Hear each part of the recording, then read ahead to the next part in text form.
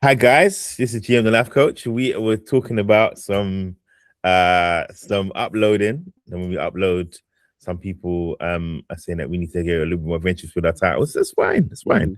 You tell us the titles, and if you want to put titles, you tell us the titles. Because no one's even conversating with us. Only one person left a message last week, and that was it. So come on, guys. Come on, one or two people. That's not good enough. Yeah. So if you want to be part of this show, or you've got something to say about the show, put it in the comments so we can see, okay? Or you can email us if you want at GM Life Coach podcast info at gmail.com. You can email us and let us know. That's GM the Life Coach podcast info at gmail.com. Okay? Yeah, get in there. And then also as we're on it, we've got Patreon that we're doing. We've also got hoodies. And you've finally got your hoodie now, so that's good. So you've got hoodies. It's coming next week. It's coming. When you meet me up. When you actually meet me up. I'll link you up. Yeah. Your one won't have this thing in there. It won't have the discussion bit because it's just easy to get. Cool. That's being a bit cheap. And then I've got like jackets and stuff, and we're gonna have some mugs and some whatever, so giveaway. So guys, if you're really interested in being part of the GM Life Coach podcast, if you say that you're down with our show, then get in touch with us. Let us know what's going on. The best comments are going to get prizes, basically, is what I'm saying. Anybody that's involved in it and the best comments are going to get prizes. They're going to get free prizes. And all you got to do, give us your address and we'll ship it to you. Okay? All right? So you want to be part of the show, get on our Patreon, leave some messages, leave some messages in the comments, and let us know. All right? All right. To my co-host today is the great Kadeem. How you doing, Kadeem? Yo. Yeah, man. We're good. Well, we've been ups and we've been downs this week. It's been a mad thing. This one's been mad. But we made it. We're here to film another pod. It has been, yeah. It's not. It has been emotional, curious, and those are I'm never really stopped for words in it. So it's just be left on them to is proof that it has been a bit of a tough one. But yeah, I'm glad to hear. I'm here to chop up as always. Maybe a little bit more raw than always because again, gonna have a good time for some vibes today after what has been a quite difficult week this week. But yeah. Let's get into this. Whilst G are going to take this moment to start to gas it up and MC for a piece, whilst you get the link out there for you to do that. MP and MC. I mean MP, you know. Yeah. So it's been a bit of a mad thing today. I don't really know. So G's going to be taking the lead, and I haven't really thrown too much content together. Why? Because I didn't have time this week. This week, like I said, there was too much madness going on. I was keeping it real. I've been keeping it real. There's been a lot though. There's been a lot, so I don't want to start to speak about what things have been going on in the week because I don't want to lead open to anything that G might be throwing out today. But there has been a lot going on. There's been a lot going on in places around the UK. There's been a lot going on in places around the world. There's been a lot going on in technology. There's been a lot going on with defense. So yeah, it's a celebrity has had a lot going on this week as well. So yeah, I wonder what G could bring to this week. I was really tempted, and I could have done a complete big deep dive, but then I saw a lot of people did their own deep dives on them, so we didn't really need to get into the incidents and issues of Mayfair last week. But if we do get into that, and if we know what we're talking about, yeah, if G knows what we're talking about, maybe that's something we're going to talk about today. Who knows? Maybe we can get into some deep dives and some discussions. It's been a weird week. I know we've been looking for content, so well, not necessarily looking for content, looking for different. So I was looking for some news articles this week that you may not have heard of, and to be honest, some of the things I stumbled across and was introduced to, I didn't think I wanted to share. It was so diverse and so that I didn't, yeah, it didn't grip me enough. It didn't grip me enough. Sometimes you can go with the feeling, that gut feeling. But so I just kept it a little bit light. I didn't even go to any of the folders. I didn't go to the archives of playlists. I didn't. Yeah, I just kept it kind of fresh. So I've got some good questions for you today. I do. I'm here to encourage and to motivate you to get off the side of the fence that you may not want to be on. So, yes, we're gonna get in there. I've got questions today. We got a couple of things for me. You gotta take the lead, and it's gonna be real. Again, spice in some questions. And so let's start off, since we got a little bit of space. Let's start off with a little bit of self-reflection, shall we? Whilst G does what he needs to do, I'm going to take this minute to do a little bit of self-reflection that is real. Yeah. So I'm going to ask a couple of questions, and I want to just take some time to think about these things. Biggest mistake of the week? Not in terms of something that you've done, but where have you undersold yourself? Where should you have spoken up more for yourself this week? What was the biggest mistake that you had for the week? Think about it. Was that at home, in the workspace? Was that a social group? Even a learning environment, a teaching environment? Where were you, and what was what was it? But again, reflect on why was it? What have we learned? What have you learned? What will you do differently?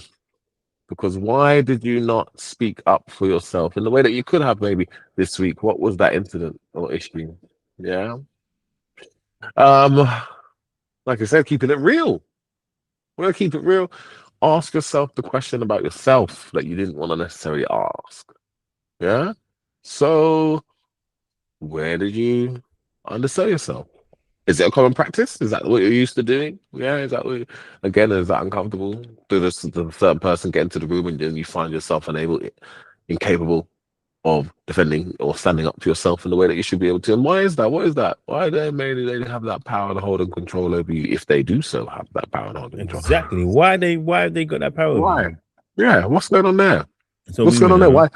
You know, why is it again? Why might you get anxious or more timid or more silent when you walk into a certain space if a certain dynamic changes? Why is that? What is the reason this week that you have not been your authentic self? That's my question to our listeners today. And again, just for a moment, you should share that alone. Share this edition to somebody. Yeah. Somebody that hasn't been their authentic self, and just see if they get far enough into this part of the pod to recognize why they got sent, why you sent this piece to them. Yeah, because they did not stand within their true authentic self this week, or maybe consistently to the stage where you perhaps have been or become someone we no longer recognize. Yeah, you have to transform yourself. Right, let's get into it. Get real. That's a very good start. Very good start, guys. We're trying to keep it real. You're gonna keep it real. Not sitting on the fence. We're keeping it real. Did I mention it? We're keeping it real. So, I want to big up Nikki in the place. I want to big up anybody watching, guys. Get in the chat. Who's in the chat? We got Shireen in the chat. We got Nikki in the chat. And we got we got Mr.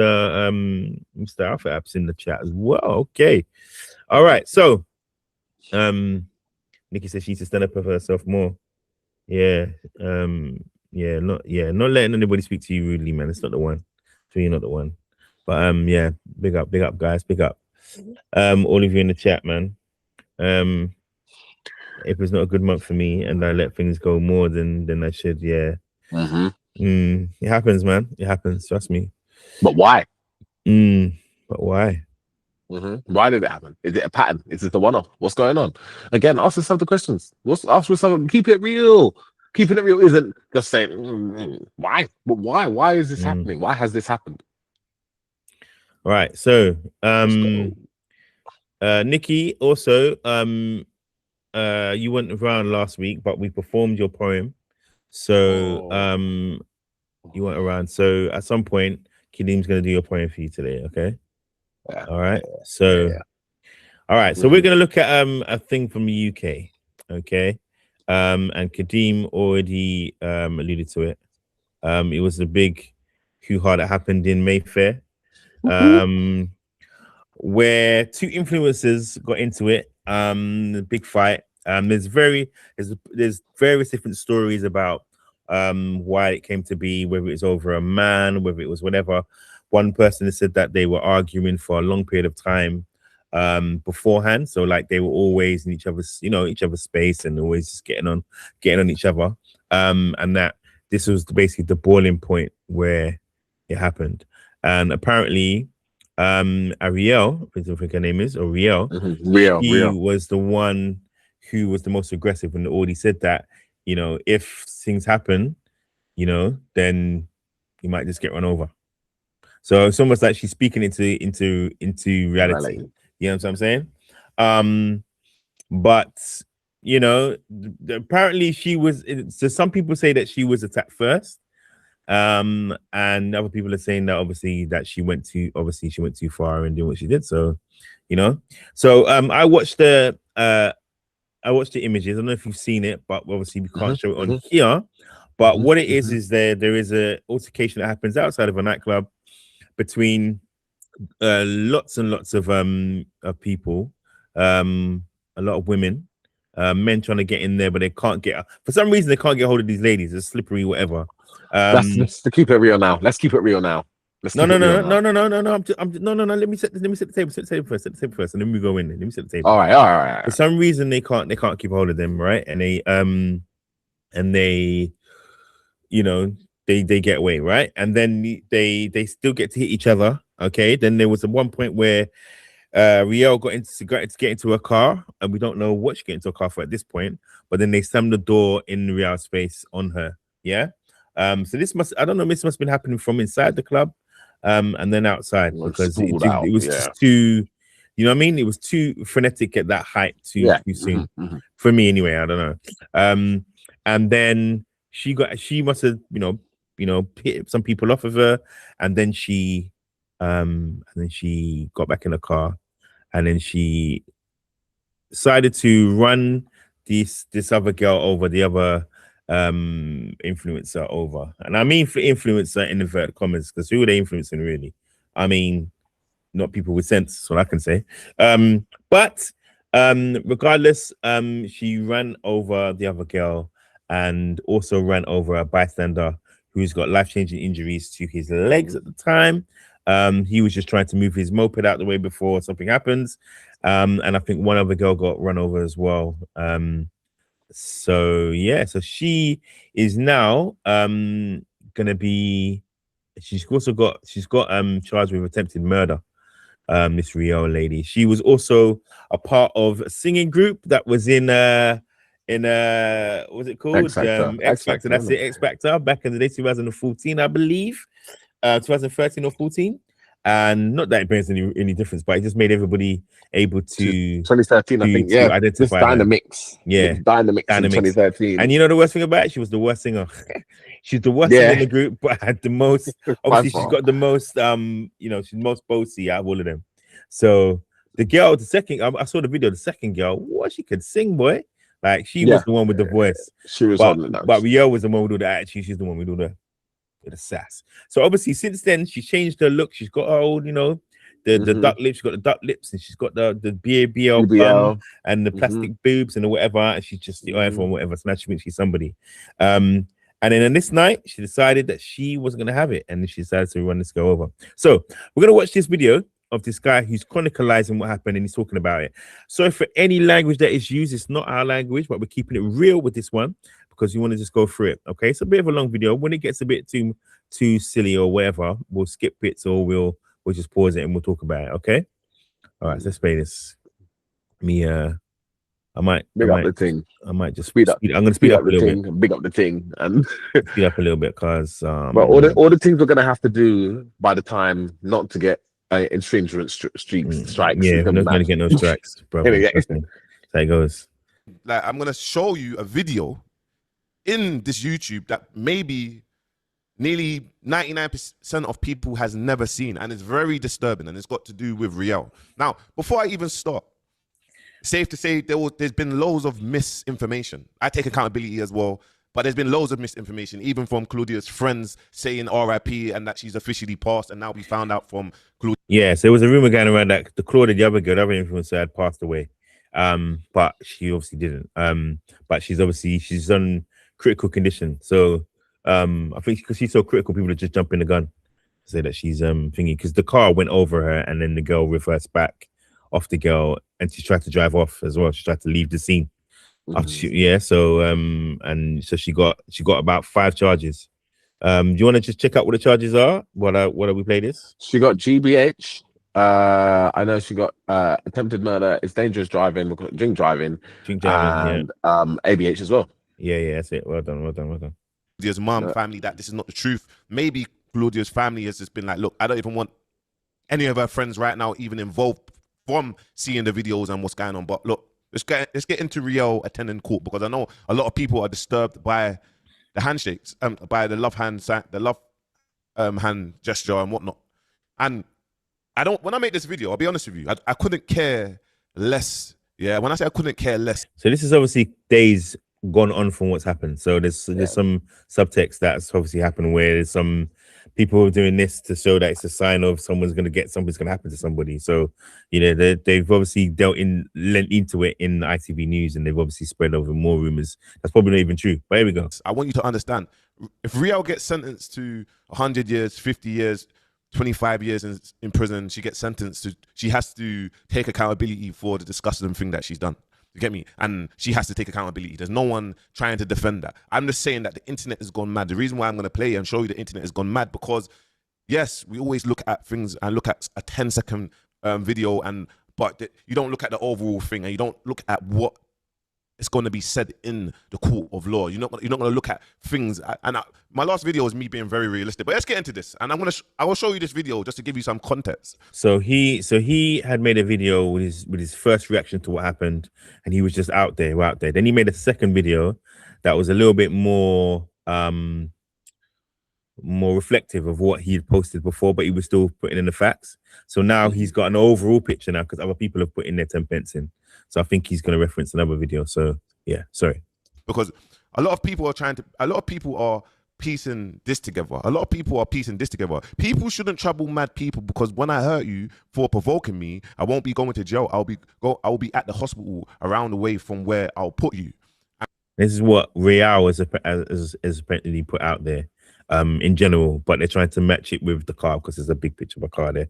So they've tried to say that's what she's saying, that she's going to kill somebody if they run them over if she gets she feels threatened. People were saying, "Whoa, she's put that in, and she has knowledge, and she knows this." And wait to the video that I show you. Anyway, let's just get into the court case. Influencer has appeared in court charged with attempted murder after a car hit pedestrians in central London outside a Soho nightclub in the early hours of Sunday morning. 29-year-old Gabrielle Carrington, who has more than 365,000 followers on Instagram, is also charged with previous bodily harm with intent, actual bodily harm, and drink driving. Carrington. So at the moment she's charged with 4 counts. The reason why she's charged with 4 counts, when God, we hope. You know, Claudia, she stays and she makes it through, and it's just attempted murder. Do you know what I mean?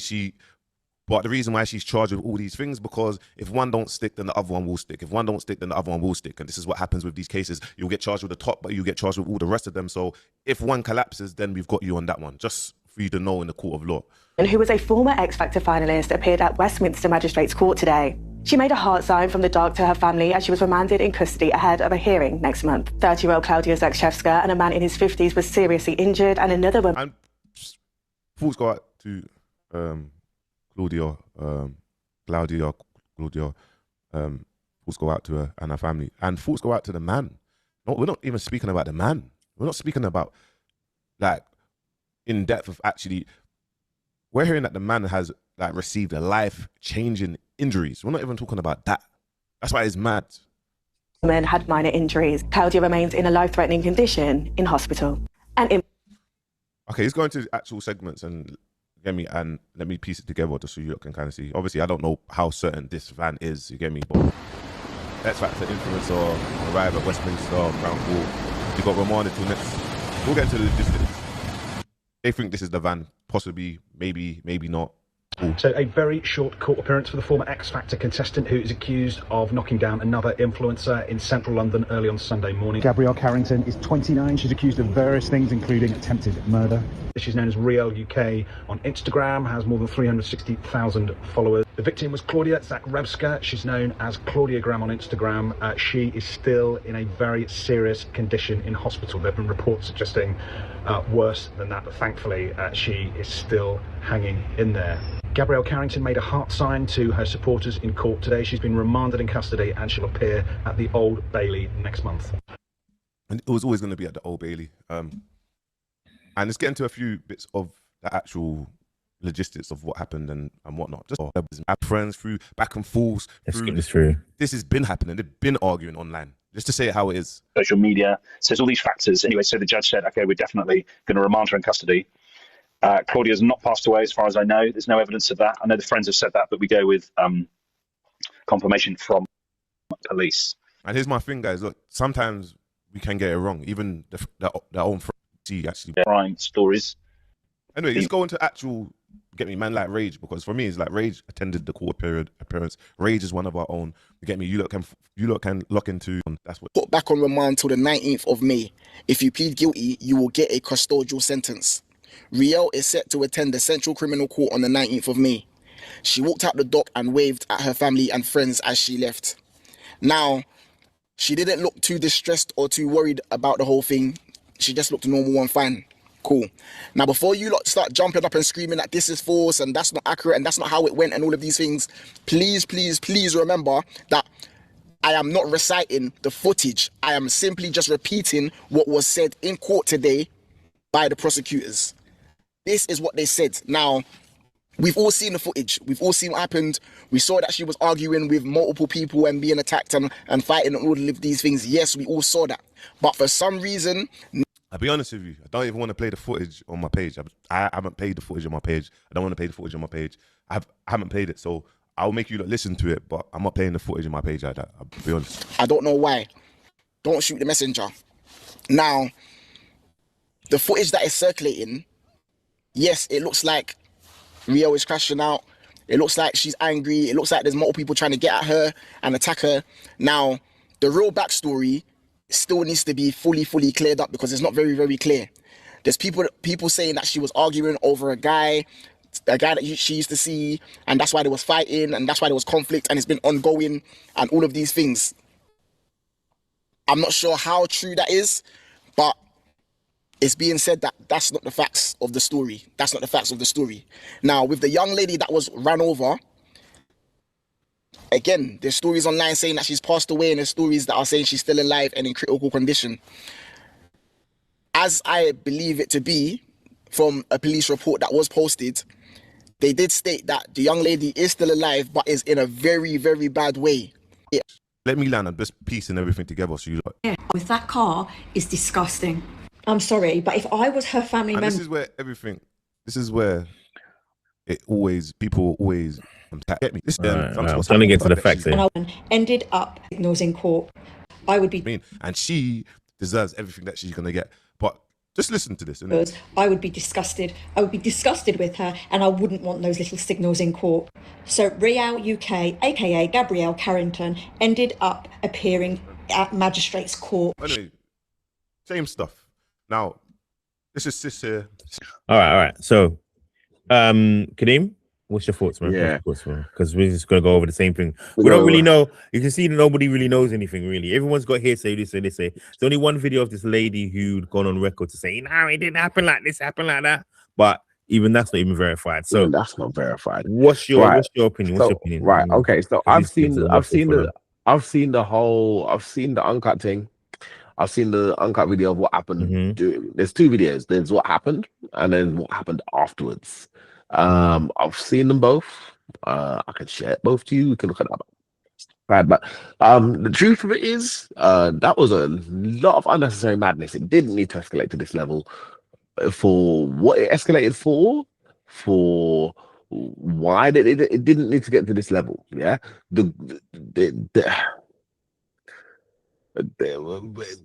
let's start from the beginning. Yeah, there is no need to.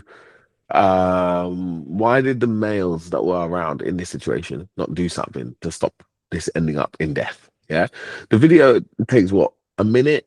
It's a video of a minute, and you're 100% correct. There's no way this didn't start off or kick off in the club and then sprawl out onto the street. Yeah, I don't know what's going on, but there's obviously something that's popped off or has been done popping off. And I know the conversation about the fact that she's it was quite premeditated, or Sharia was quite hothead in the first place to be looking to just do harm. But I'd Bounce is saying there in the video that he don't care. I kind of agree here. The person I care the most about here is that 52-year-old man, 50-year-old man, whatever his age was, that has been life-changing injuries to his legs. Like absolutely no reason. And even what sickens me, if you see the uncut footage, yeah, is the world's response. The world's response. I know it's 4 o'clock in the morning in Mayfair on a Sunday morning, yeah, and a Saturday night, Sunday morning, whatever you want to look at it as, Sunday morning technically, but to these lot still Saturday night. That's gone incredibly sour really, really quickly. No one is really rushing to to provide any kind of medical aid or attention to the guy who's been hit. The guy who was just trying to move his moped or his bike out of the way and not involve himself in all of this absolute carnage. I think I heard he's a health worker as well. I'm not sure if that's 100%. You have to fact check me on that one, but he's a healthcare worker just coming back from a shift. So again, like, what's going on? I just think to myself as well, like, come on, these people ain't got friends or family members that can guide them a little bit better than this. No, they don't.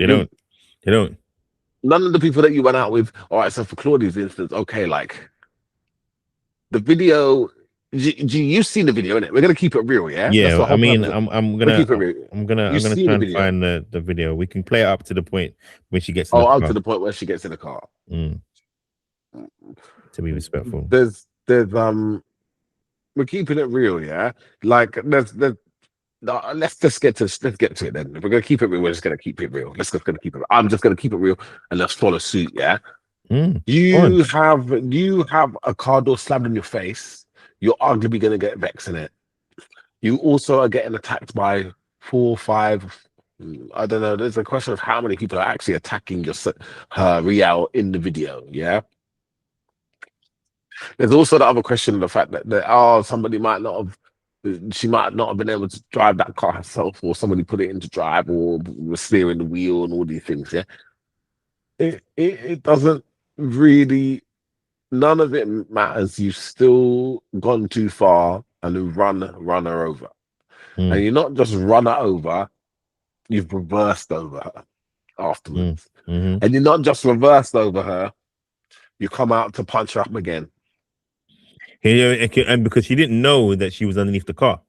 She just knew that she hit her. She didn't know she was underneath the car. So she drove the car, gone to go backwards because she thought that she didn't know she was underneath the car. Fought the butt up and still got out of the car. Says, yeah, it's crazy. And then we're still mouthing off like, yeah, I just what, like, again, like, why could you not just do something better with your time?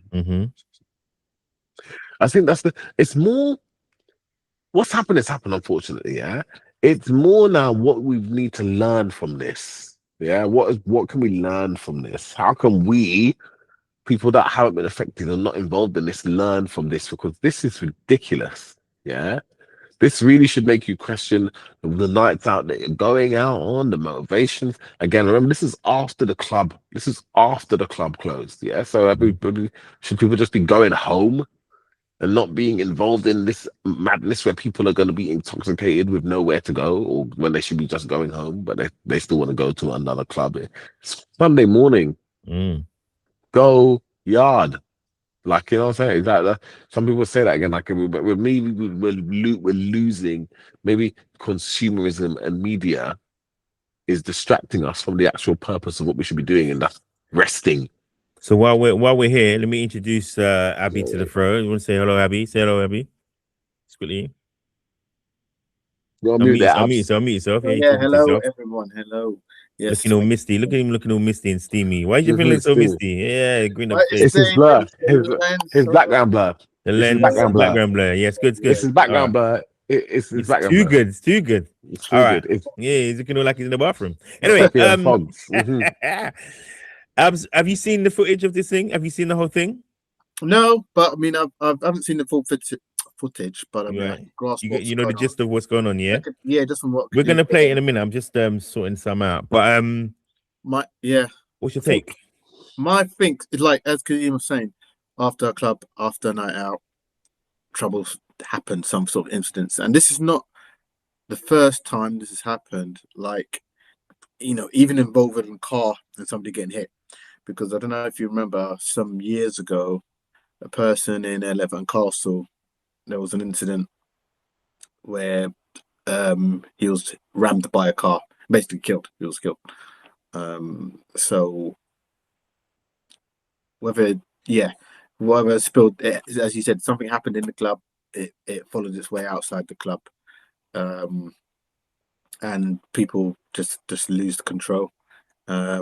You know, lose all reason and just emotions and a bit of drink. Common sense. Probably. Common sense. Rage, anger, whatever you want to call it.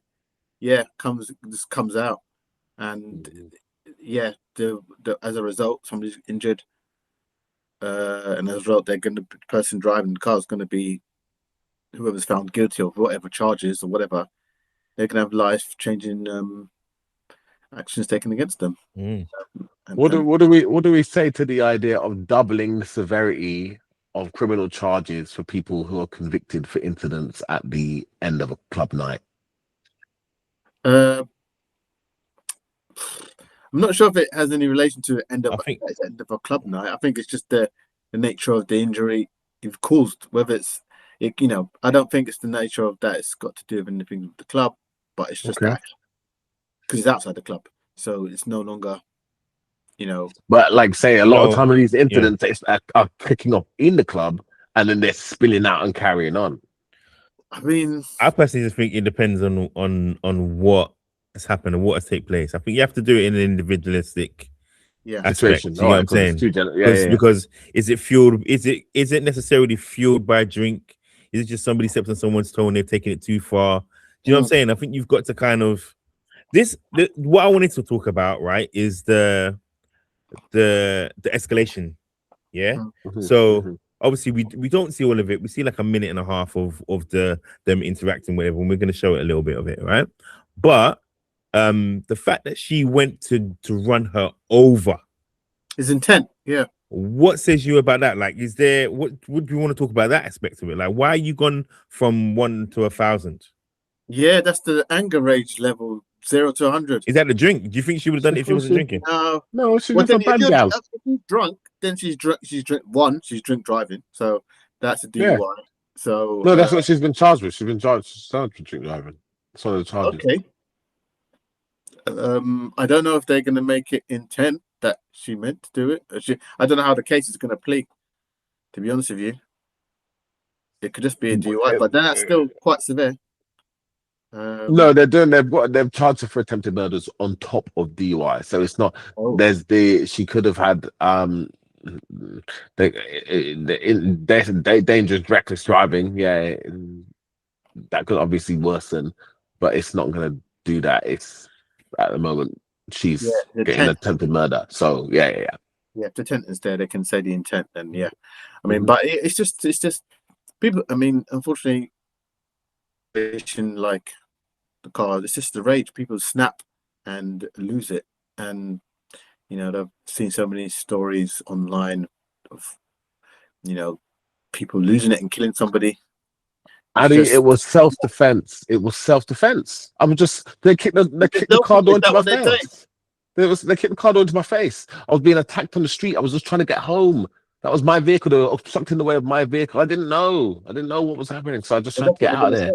What are you saying? What are you saying to that? What are you saying to that, Abby? Like, what do you mean? I'm not a murderer. I was defending myself. They'll have to prove that. That's a defense. They'll get eyewitness statements, maybe video recordings, and then whatever you want to say, put it all together, and then it'll go to the jury. Because I know what you're saying. That's what she's saying. That's what she's saying. But I wasn't there. What do you mean? That's what she's saying. That's what it is, isn't it? That's what it is. What's the day? I wasn't there. I got rushed. I got rushed off to the club, and I got rushed off to the club. I tried to get home. trying to mind my business. She's going to say she was defending herself. She's going to say I was defending myself. I got bombarded. I didn't know where I was. I didn't know what was going on. You know, she's going to say all these things, man. There's going to be camera footage. There must be, has to be. If they find camera footage, that would show everything. But there definitely is. There, besides the camera footage that we've seen that's gone viral already, there definitely is. And again, like, let's just go back to the if we could what gets here, drive for 10 minutes. What if they could pull up the whole 10-minute drive that he did? But because that's a street, you know what I mean? That was a serious incident. And no, but the whole they had the whole you could have the whole thing, because it's on them. They can trace it back. If you're driving, they can trace it back. It's easier to trace back. You know what I mean? I know what you mean. But that's part of the case, isn't it? They're building the case against him. Look, you are outside a club in Mayfair. You are as recognizable as a car with a license plate on you. Yeah. If you want to be surveilled somewhere, believe me, walking around that part of London on foot, you're definitely getting. So there's definitely footage. There's no way there ain't no footage there. Yeah, at some point, what's going on, and then that will determine everything. It will come out at some point, you know, as the case gets more and more into it. But it's crazy though, because you shouldn't. It's if that person is. Well, did that person died, or is it just it's injured? This is the interesting thing. This is what I've been. Car, you're like, you have a broken hip, broken. I wasn't interested in this case at all until Tuesday this week, when after they had pronounced her dead, she was actually alive. When that happened, I was like, okay, what's going on here? Let me pay some attention to this. Let me do like a deep dive myself as to what's going on in this case. Because what do you mean? I heard it was just a fight. She got in a car, ran someone over. That girl died. Go to prison. Job done. Do 25 years, 30 years, whatever, and go yard. That's what. But then I thought another case. Let's move on. And then I heard that. Oh, you remember that girl that got hit and she's not dead. I was like, hold on a second, this is crazy, this is wild. So, and I saw the footage and I was like, oh wow, this is the footage. Lucky, but not lucky, but it's just, I mean, the trauma to go through that. I mean, everything's better than being dead, but you know. And then I started to hear, and then I was looking into, I mean, why was it? Why is it? How did it come to that? Well, the news articles started reporting that she died. Family never said she died. Okay, so all right, so yeah, we're gonna debate. We can talk about that, but we're gonna just play some of the footage. Okay, finally. Let's see. Here we go. Took a while still. Okay, so got one there. Okay, so we're not condoning any of this behavior, by the way. We're just showing it for entertainment purposes only and podcast purposes, but we're keeping it real. Okay, one sec.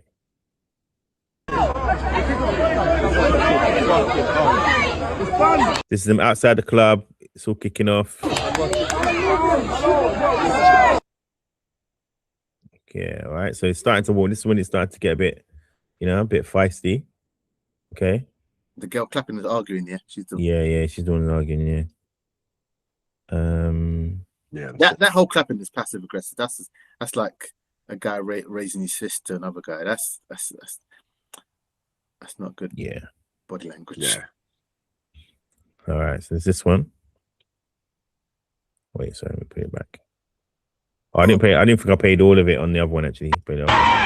So this is when she drove the car and she's underneath the car, the girl. And look is underneath. Yeah. Okay, I won't play that one because I you know what I mean. But this is the girl. This is Claudia, I believe. Yeah. Mm-hmm. That is nuts. You know what? It's the same. It's trouble. It's the same when clubs were outside of Mayfair. Trouble starts. The police lock. You know, it's why do people cause problem, isn't it? Because it spoils the fun for everybody. Yep. Well, this is the fun for people. You're talking about this is let's keep it real. Let's keep it real. There's a subculture of people who are out here for this. They are out here to pick up the. They don't want to go to the club. They want to stay outside the club. They're there to record this madness. They're there to see some things that might be popping out when these things might be popping off. Yeah, and that's it. That's the night to them. They're just out for in the club that run them over, or were they just outside and not inside at any point? Well, a lot half the people inside didn't look like some of the people definitely were not inside the club. Okay, something's gone on. We don't know what the link is. Look, the difficult thing here, maybe I'm making some assumptions, maybe, but most people who are a little more here of the correct. All right, let's see the video.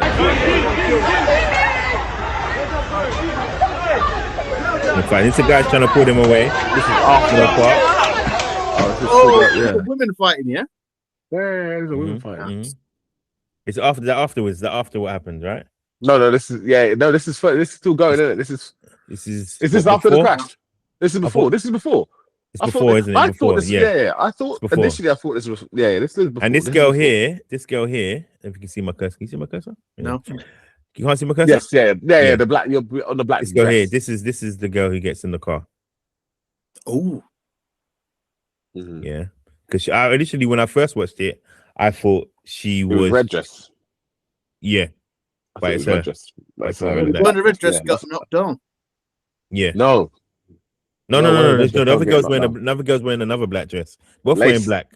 But yeah, but this one is the one that is nuts. Getting off some bangs. She was keep playing this video. This video might have something in there. That's what's happening here. They were just fighting. Somebody's dragging the girl away. So as you can see here, this is a good example of how many guys there are. Yeah. You don't even need to see too much more. They're fighting there. He falls down. Yeah. So there's and then there's a longer version. I'll see if I can find that one. But there's a it's just what they call it? What they call it? Generative behavior. What do you mean? Degenerative behavior. Yeah, there you go. Generative behavior. Yeah, 100%. That's what I'm saying. That's what I was about. That's what I was going to say. The people who are of the correct stature to be at Mayfair, at these supposed establishments of high value and fashion, are not out on the streets post event at 4 a.m. punching each other up and causing this kind of. You know what I'm saying? And it really brings down this is why people get reputations, because it brings down. This is not. Do you think that market of the top 10%ers, even let's just keep it at that bracket? What do you think they think to this? When Mayfair is an area that is frequented and it's supposed to be enjoyed by the wealthy. You know what? I think look, there's some more stuff that goes on in Mayfair and West End at night, but it doesn't get reported. There's things, but this is just a major incident where somebody's got run. Again, by closed doors, isn't it? But this is on the streets. Come on, have some. Not around here. In the same way that you don't want to see people ODing on drugs. Yeah, it's all done behind closed doors in the toilets. Exactly. So it's just they pick this story, or it's made viral, whatever. A lot of things are seen because everyone has a video. I think, yeah, and that's what I was going to say as well. I was going to say the thing is, people now imagine if we didn't have any mobile phones and this all happened. We wouldn't see it. She could say anything. She could say anything. She could say, they were all onto me and I didn't hit her. It was just whatever, it was a blind rage, whatever. But you can see there's intent there. There's total intent. There was disregard. There was a whole load of stuff going on. Do you know what I mean? Just like when that rapper was knocked over the man and didn't bother stop. And do you know what I'm saying? It was that kind of disregard for human life. And I don't know whether it's just if the Tinternet is because of the Tinternet or because people just don't have that. Like when they used to say when young people play computer games and it's the violent ones and they say that desensitized to stuff that happens when someone dies, it's nothing to them. Or do you know what I mean? It's getting like that in the world now. People die, like, all right, whatever. No one's got any regard for life. For that girl to want to take that girl's life and run her over, not just punch her in the head, run her over, that is a big thing. Most people was losing. That's why she felt shame and the anger got to her, and then that's why she got in the car. Clearly, she's got a screw loose. Clearly. Because yeah. They've got after a history of violence. I mean, that's a lot of rape. I just wanted to while we're talking about clubs and nightclubs or whatever, there was a on a lighter note, there was a nightclub that was made for six guys for 6 foot and over. And so it was a guy who the man that created it. Women are saying that they've always wanted guys that are over 6 foot in 5 figures or 6 figures. And then there was a rave that happened in the UK, and the girls were complaining because no one wasn't enough 6 foot tall men, because the average is 6 foot, the average is shorter. So Kadeem, long blinks, stay away. Yeah, I'm here. Long blinks. I've got to wake him up, boys. I'm here. But yeah, so what do you think? What do you think, Abby? You're a raver. You go to these clubs. You take both photographs of these ladies and broads and men. I mean, come on. I mean, it's putting a criteria or filter or whatever on a rave like that is not going to get you many people. It's like, it's just not going to work. The girls complaining, look, when the guys were 6 foot, I don't think they were doing they weren't measuring them. They weren't measuring them. How were they in there? We didn't see anyone. It was hardly any men anyway. There was a complaint. Well, there's hardly any men anyway. Who's gonna turn up? What are you trying to imply when you say men are going to be a certain height? Because what's in it for them? What is the girls going to be a certain height as well? Where do you go with this? Exactly. If the guy has to be a certain height, is it all right for the guy to require and request a certain height of the female? Like, you know what I'm saying? It's just it's a weird place. Where do you go? And is it something that we should really be even focusing on? Again, like, is that though? What if we had an IQ test for entry? That would be a better way to select a partner, surely, not just on height. Like, oh yeah, this place is just full of height, but everybody's got a criminal record. Everybody. It's basically built on aesthetics. And only aesthetics as well. And literally only aesthetics.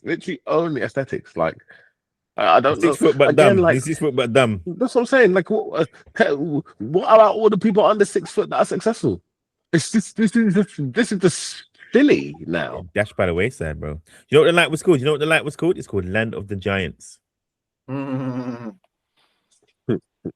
of the Giants. What does it mean for the men that are going to like the women that are there? That's the thing. You may want all these guys that are tall, but are these tall guys going to like you? So, what are we talking about here? It's 2026. These tall guys will be like tall guys.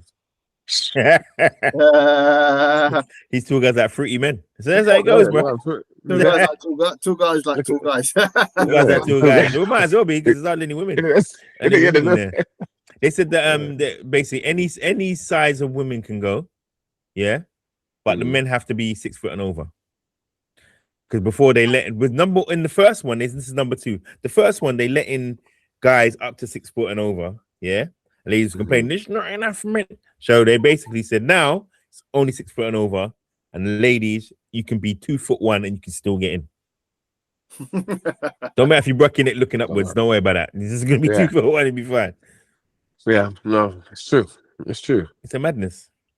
It's madness. I mean, obviously, I can't get in because I'm not 6 foot, so we might have to complain. Hey, apparently, someone said in the comments, a man in the States has tall events. It's needed. A man in the States has tall events. Yeah, but it's different out there, baby. I don't know. Yeah, generally ish. I think. You know what? I think is more needed. Short events. If I could keep it real, I think there's more of a need for short people to have a space in an environment where they can have their something propelling themselves forward than tall people. Tall people ain't suffering. They ain't suffering. We need a group for.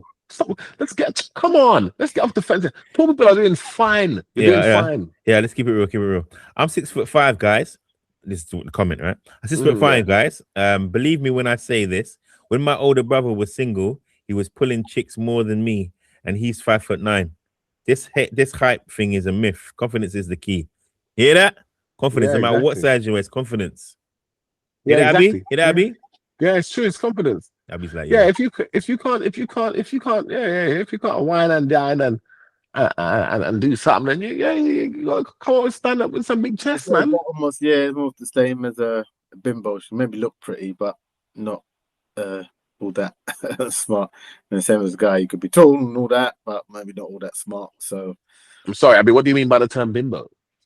That would be a female. Keep it real, please. Keep it real, please. Yeah, keep it real. I don't know. The opposite to when you say a guy got two and no brains. Pretty woman and no brains. Oh, what Shannon Sharp went for? All right, yeah, we know it. Okay. Well, she got a lot of money from him, so maybe she did have the brains, didn't it? Okay, all right, fair enough. Okay. That's how I know you're awake. That's how I know you're awake. That's how I know you're awake now. Good. That's what I'm saying. I told you I was always awake. This is I'm out here. Yeah. I'm in standby mode. Standby. Right. Let's talk about this one. This is quite interesting. Okay, so there's a lady who went on a holiday with a Caucasian man. And her name was Ashley Janae, and she passed away on this holiday. Okay, and it is suspected that the guy proposed to her. They was all happy, and but it was I think there was one or two. I think they was out there for 1 or 2, 3 nights. The second night they were seen to have an argument by ground staff, and then on the third night she was found dead. There are reports to say that the guy killed her. The guy, her fiance, killed her. The white guy in the picture that you can see there, that he killed her. And the reports, people are saying that, listen, there are people who say that, if you get with somebody who's Caucasian, that they basically don't have your best interests at heart. Yeah. Talking about when it comes to black women to white men. Okay. So I'm gonna play a bit of this. If there's any swears, I want to apologize again, but we're keeping it real. And again, rest in peace, Ashley Janae. But we obviously right now it's under investigation. We don't know what actually happened. But this guy is suspected of wrongdoing and foul play on the husband, and not because he's white. Hold on, let me just forward this up because you know we do things. Yeah. Okay, here we go. Cool.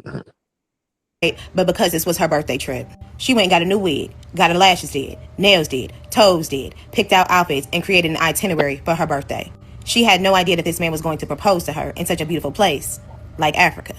She would have been ecstatic. It's my birthday and my man is proposing to me? Hell yeah. I do not feel like anywhere in her mind it would have been, it's my birthday. Right, and I don't know if this girl is affiliated to this girl, but she's still talking like she is. So, anyway. Hey, my man is here. He didn't propose to me. This is a great time to just end it all. Baby, maturing is knowing that a white man can change my life with his money, and he can take it from me with his money. So there's suspicion that obviously white men only get with black women because they've got money and they can basically dominate them and get whatever they want from them. Yeah, and women only get with white men because they've got money.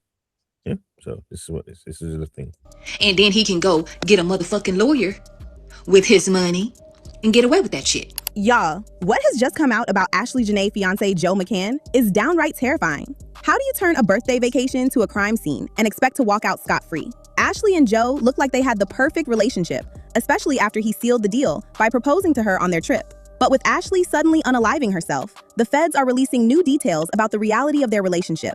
So the allegation is that she took her own life. Okay. But the family is saying, nah, bruv, she was never suicidal. She wasn't in that place. And so that's why her friends and other people have said that the guy did it. How did she take her life? Do we know? Do you know? We don't know yet. Let's see. Which is making this entire case really confusing. From reports about Ashley being a social media escort to reports about Joe already being married, the case is taking a real dark turn.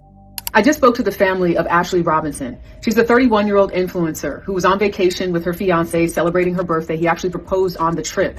But something crazy happened. She was having a good time. Her family said she was very excited to be there, shared pictures with the family, FaceTimed them when she was proposed to.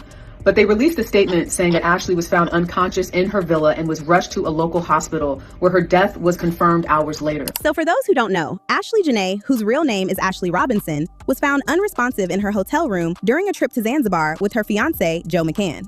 Ashley was a popular influencer in Miami with a dedicated audience of around 120,000 followers and posted mostly travel, beauty, and fashion content. But what really got people focused on her was when she popped out with her new man, Joe McCann.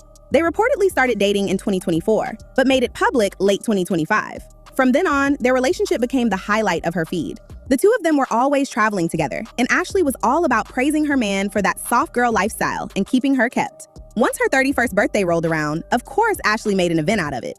She and Joe traveled to Zanzibar, Tanzania for a magical safari vacation. And from the pictures, it looked like Ashley was having a great time. As if the trip wasn't going well enough, Joe got on one knee and asked Ashley to marry him. And of course, she said yes. But hours after he proposed, Ashley's family got contacted from her emergency contacts that she had been found unconscious in her villa and rushed to the local hospital. Later, it was confirmed that she had passed away. When the local police investigated, they reported that her fiancé was the one who found her and called the police. They also stated that there wasn't going to be any further investigation since all evidence pointed to Ashley unaliving herself. According to reports, she used a piece of cloth from her dress. Joe was deemed innocent, and the case was closed just like that. My daughter, Ashley. You hear that? You hear that part? The case was closed just like that. Yeah? There was no, okay, yep, she's with it. That's it, right? See that, bye? Yeah? Now, obviously, these are authorities at the time in that country that they were in. So I don't know whether they're trying not to, trying to shield the country from any shenanigans what's going on, or whether they just were like, yep, stun it. Okay, but maybe they've done proper investigative piece of work here, and they've just concluded the case. Kadeem, keep it real. She's no longer here with us, and we're trying to find out why. Chill, this is a load of BS if I've ever heard of it. And her family also believes that something isn't right here. From what we now know, Ashley was the one who paid for the trip and organized everything. On top of that, she went to get her hair done, nails, and even got new outfits for the trip. So they are telling us that she did all that just to unalive herself in Africa? A friend said, "We need justice for my friend Ashley Janae, who was found dead in her hotel in Tanzania, and her fiancé Joe McCann claims she hung herself. Anyone who knows Ash knows she would never commit suicide. We need answers now." She was starting the next chapter of her life. She called us and FaceTimed us to share with us her travel. Ashley's mother says she never would have expected that less than a week later, her daughter would be dead. On April 8th, she says Ashley called saying she and her fiance got into an argument and were moved to separate rooms. The next day, she received another call, this time from her fiance. He told me that Ashley did something to herself and that she was being taken to the hospital. I said, "What happened when?" And he told me it had been 11 hours prior. Hours later, the luxury resort the couple was staying at called saying that Ashley passed away. And for a man whose fiancé allegedly unalived herself, Joe hasn't said anything about her. He's completely cleansed his page of her existence and didn't even bother to make any statement about the passing of someone that is supposed to be the love of his life. McCann has also cut off all communication with Ashley's family. But from the new reports coming out, it looks like there is a reason why Joe McCann isn't about to speak on Ashley anytime soon.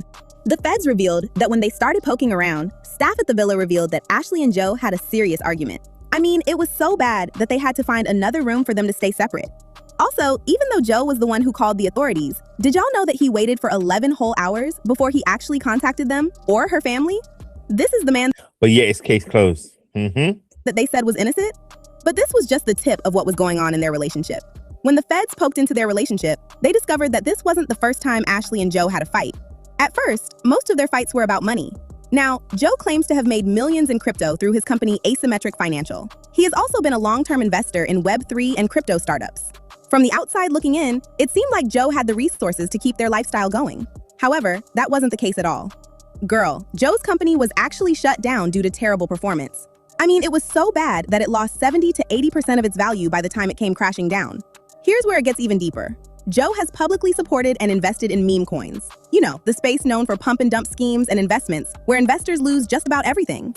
His firm made massive bets and lost out, and also lost a massive $1.5 billion deal that made customers lose interest in the company. So why is that important? Because it shows that he's a shady brother. Yeah? Because he's a history of being shady. So is it inconceivable that he could unalive somebody? All right, but Dean, you know what from what you've seen so far? What do you think about what's been seen? What do you think? Okay, what do I think about what was been seen so far? All right, yeah, of course. Get in the comments and let us know what you think as well, please. Get us in the comments, let us know what you think about this particular thing. Go on, Kadeem, go on. Let's be real about this now. Yeah, this is very suspicious. Like, you could say, okay, yeah, he's done some suspicious things in his business career, but that's a big step to say that he's stepped to unaliving this woman. But at the same time, let's take a look at these pictures. Yeah, pictures. No matter how sincere they may not be. Yeah. The images that we're seeing on the Africa trip don't look like the images of somebody that are looking to do that. Like I said, she's very kept. It's very planned. It seems that does alert and arouse some suspicion. The delays in calling the authorities, again, concerning, massively concerning, and just not speaking about it ever again. Yeah, clearing his Instagram page of everything as well. It's just clearing like that's a really strange one, isn't it? Like, do you really go and delete posts from the past? Who goes back to like how long have they been together? Well, that's another question I don't know. Like, there's too many there's too many things there for it to not be a question mark. And then you got the family saying that she wasn't suicidal. Then yeah, that's a big issue. It's worth looking into, not to close the case immediately like the police have done. So like, yeah, who is this guy? How do you make your money? Who are you affiliated with? That would be a question I think is worthwhile asking at this stage, to put a magnifying glass on that one, because it just doesn't seem. This conspiracy seems highly plausible. Yeah, but the facts seem like the story that we're going with, and the facts don't seem to be listening to the conspiracy whatsoever. Yeah, it's again they somebody's not saying something. The parents must know a bit more about the relationship she was with this guy. It looks good on paper, and in the images are very manufactured. I don't know what there must be some arrangement between them. They were arguing about money. If you're arguing that bitterly, you have to be separated. It must have been loud and must have been going on for a long time. Yeah. Most probably not the first argument they had. If you're on holiday, why are you arguing? You know, you should be happy. You should be really happy, especially if you just got engaged. So exactly, red flag, isn't it? So yeah, and again, these are just like picture perfect pictures. What's their arrangement? And no, yeah, unalived. No proper investigation was done. No, there's no we don't know interrogation. Because there was nothing to investigate. She commits. She decided to make that choice. What are the just somebody to hang themselves? You've got to look at everything. You've got to take. You've got to do autopsy and autopsy. Yeah. Do you think the reason why they didn't really investigate? Do you think it was because he was white, she was black? Do you think that's got anything to do with it? No, I think that he's maybe known to them that he maybe comes to the hotel a lot. He throw his money around. Yeah, paid some people off, or whatever, to just not investigate or do something, and then make up a story. You're cooking there, Abby. Yeah, you're cooking there. I can understand it. It's the frequency of he's done this before. Like he's done this before, and this is. They don't look like they don't look like a couple that would get together. Exactly. You don't think they suit? You don't think they suit? Not that in the suit. It's just they don't look like a couple that would get together. The pictures look staged. Look at this picture. That picture there was not that one. That one. The one they're together. This one. Yeah. Yeah. This one. This picture. This doesn't feel right. Like something don't. I want to know how you met. I don't know. I'm getting power play as opposed to love. It's a play. It's a what do you call it? Image. They're portraying for internet. Remember, this is all for internet. This is a relationship of convenience. A relationship of convenience because fortunately you take some brilliant pictures. What I heard about it. I saw another video on this that It's an arrangement where he's out with her on a holiday, but I think he was messing around with other women, other things and that's why their arguments are around, not about money, but it was around well, maybe about money, but that he was seeing other women at night when he was leaving her. Other women as well. She probably called him out on it or something else. She may have called him out on it allegedly. And he's like, maybe you know the deal, and blah blah blah, back and forth. And now he's got to kill her because he's gonna get out. Well, not even that. I don't know why. Again, people snap. People really snap. I was gonna say that. So there's been a few. The reason why people are speculating about this one particular is because there's been a spate of a few murders where it's been an interracial relationship. Yeah, where it's been a white man and a black girl. And so people are speculating about there must be something in this. Do you know what I'm saying? Is it because the guy feels like the woman is basically only with him for the money, and he's bit angry at her for that, or what do we think? What do you think? No, I don't. You know what? So I don't think. Go on, Abby, bro. Go on, Abby. I'm gonna do some keep it real. Come on.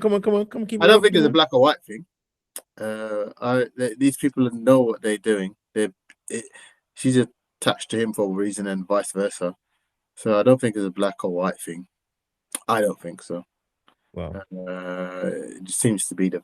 I think the fashion of the internet to be a black and white couple. Yeah. I mean, the internet is saying that that she's basically there for the money. You got people. You get these ladies that meet guys to fly them out to countries, and they say, if you want to get with me, you want to have a date with me, you got to pay all my. You got to buy me a fresh weave. You got to buy me some eyelashes. You got to do this and you need to also buy me some food at the same time before you can even go on the date. So Kadeem, what are you gonna say? I don't think the question should be, are we upset, or is this an issue, or is this because the interracial relationship murders and other livings planned or accidental or whatever? We need to be putting a spotlight on the amount of black on black violence there is still, especially within relationships, and violence and murder that committed within their own communities. Before we start looking at this, if we're looking at what's a bigger issue, I don't think it's interracial relationship violence. It's probably same cultures, this idea of shaming the family name, bringing disgrace, and the impact of what that can do. We need that more so needs to be addressed here. Like, I think to shift the entire conversation over to, this is another reason why we shouldn't date interracially, and people should stay on one side of the fence and other people should stay on one side of the fence. That's just something else to distract from the fact that what's going on one side of the fence and on the other side of the fence is still the same thing that you lot were talking about in the middle of the fence. I think the conversation was more towards they were saying that the reasons why a black woman would get with a white man, in this particular instance. And to come back into because of the financial aspect, and again, like I don't. All right, because this is why I'm saying that. The reason why I'm saying that because some people have just said, well, you should have. They're saying basically you should have stayed with your own kind. That's what they're basically saying. Again, I'm gonna say the question. I'm gonna say a question to you right now. Look at the picture that's on screen right now. Look at the picture right now. If I was to tell you that she is the main primary earner, and he don't have any money, how does that make you feel? How does that make you feel? How do you interpret that picture? I don't know. I'd say lucky him. Self-defense. Lucky him. Okay, lucky him. Why? Why lucky him? Lucky him because she makes more money than him, or what? Yeah, he makes me. She makes more money than him, and she's better looking at him as well. That's what I'm saying. Lucky him. All that above. But all of the above. I wouldn't. Yeah, I mean, there was because I saw something else similar to what you just said actually, where this guy who basically he doesn't make any money, the woman pays everything, and they're on him, and they're on him, sorry, on her, sorry, for wanting to do that. So you can't really win either way. Can't win. You know what I mean? And that was, I don't think that was interracial. I think that was just like, you know what I mean? I think it's a white lady and a mixed race guy. Oh, there'll be issues there as well. Like again, like I think there's certain things about this, like the makeup of this, yeah. Like again, if you go to the fact that if he didn't have no money, she wouldn't be there. Well, from these pictures, she don't look like she's struggling for money. Well, you said it before. They don't look like they don't, you know. Abby said they don't look like a couple that even would get together. So they never know. It could be perceivable that maybe they came together for the convenience of the convenience on both sides. What the convenience? Maybe he wanted a trophy. Yeah, wanted a trophy, and she wanted money. Yeah, we looked after. Like say, look again, speak to her. She's not looking on. Look at this. This is this from the Africa trip, or was this from another Africa trip? Because you're sitting there feeding giraffes. Like, I think it's the same Africa trip. I think. Let's say Africa trip, innit? Like, what's going on? Like, this like. Looks like obviously an expensive trip because all the things they're doing don't look like it comes cheap. So. Well, there's reports that saying that she paid for it. She's the one that paid for it. He paid for it. She paid for it. That's what some reports are saying. But then obviously he's must have a bit of wonga because he has these couple companies where they will know they're doing badly. Yeah. I don't know. Yeah, you could have had a couple of failing companies. That's fine. That's not getting it right. Like that's what I'm saying. If she makes more money than him, they've gone to Africa together, and she end up like that. Question marks, isn't it? Question marks. All right. Well, we'll see what happens to that. We'll keep an eye on that one. Keep an eye on that, and we'll see what happens. Yeah, yeah. Let's definitely keep an eye on this one. Keep an eye on this one. Definitely, we'll come back to that. Right. So let's get a bit more homegrown stuff. Right. More homegrown business. Should we talk about Keir Starmer? Oof. I can't comment. Man, this guy. Yeah, well, what say? I mean, all right, let me read the comments before I get into this depressing stuff because we're gonna go back to some other stuff, but this depressing stuff. So Nikki said, what is wrong with people? How people get in the car going to end up going in the car. This is what we were talking about before with the girl at Mayfair. If it's over a man, then people are just stupid. She's ruined several people's lives, including her own. Who was going to pay for that poor man's bills now? The guy who got run over. The guy who got run over. Generally, only dickheads get in vehicles after they have been drinking so much. True. Looks like the girl got put on her ass. Then this drove her to get revenge. Yep. 100%. Yeah. People have no morality. She got dropped. Yeah, she got dropped. People have no morality. And she got a head conk in the car as well. She got a head conk in the car as well. Yeah, she got slashed up like she tried it 3 or 4 times. She was fighting 3 or 4 people, to be fair. Trying 3 or 4 people. And that girl got caught lacking on her own, and that's why she got, I don't know. But yeah, but at the same time, we should, again, keeping it real. She was such a bad gal. She would have focused on one of those people. And yeah, true. Gave it to her. Done them damage. And Molly whopped her. Yeah, that's what I'm saying, because she's not right. Let's be real here. Riel's not no frail girl.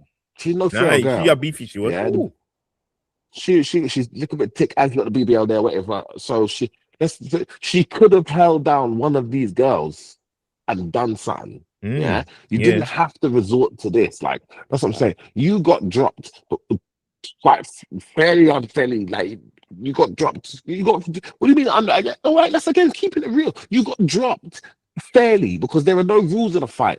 Yeah, you decided to go to the club, you decided to start moving mad, and that's what happened. The fight kicked off. There's no rules in a fight, and then you got handed to again, and again, and then on the 4th time now, you thought it was a good idea to get in your vehicle. And true say, yes, yeah, you're a bad girl because you did, like you said, you went mad.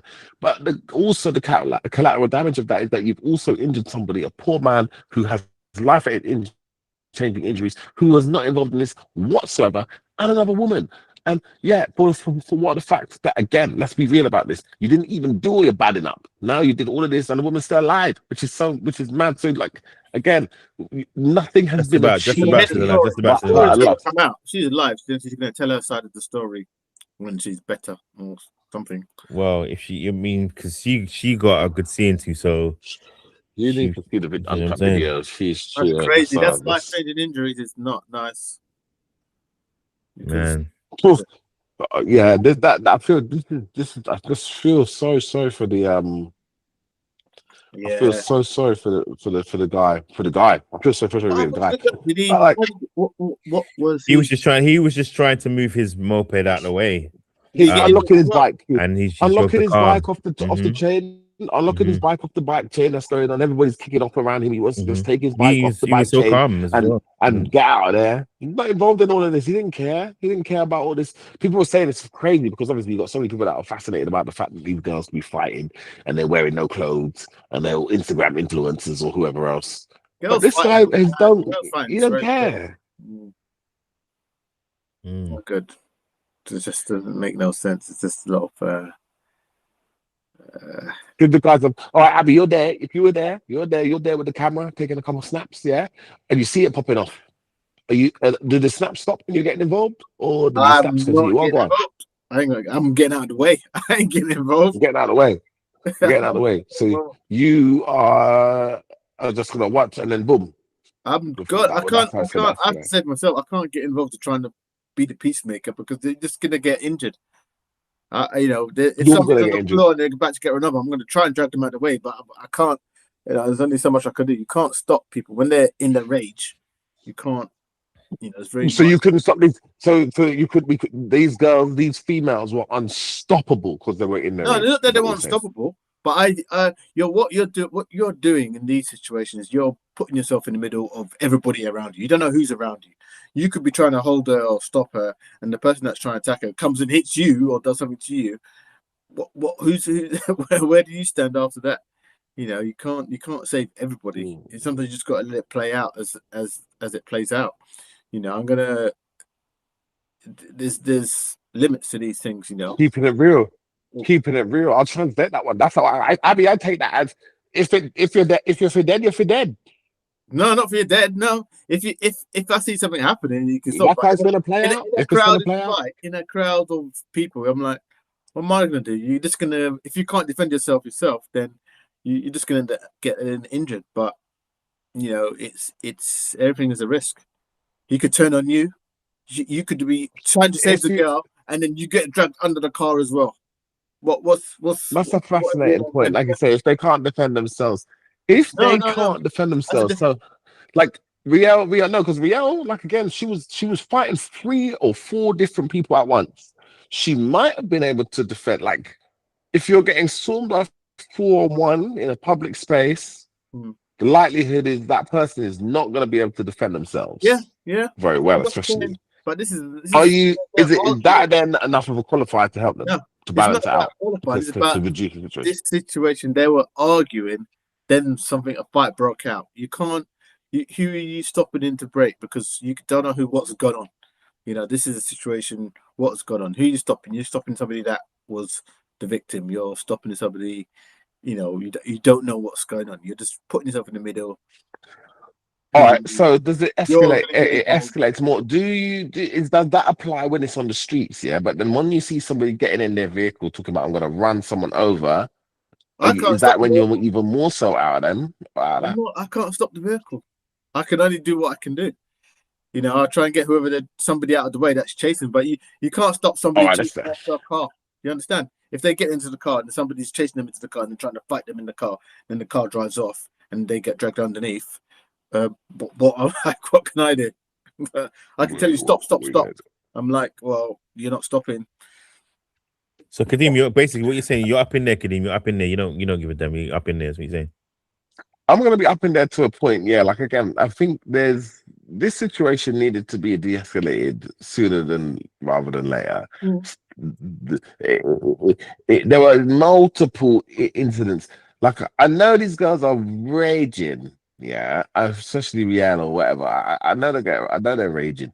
But let's be real about this, yeah. That it only really took one big grown man in it. The guys, there was at the beginning of that video that you showed, G, there was like 3 guys holding her, one girl, yeah, and she was still getting out. She was still getting. I mean, what?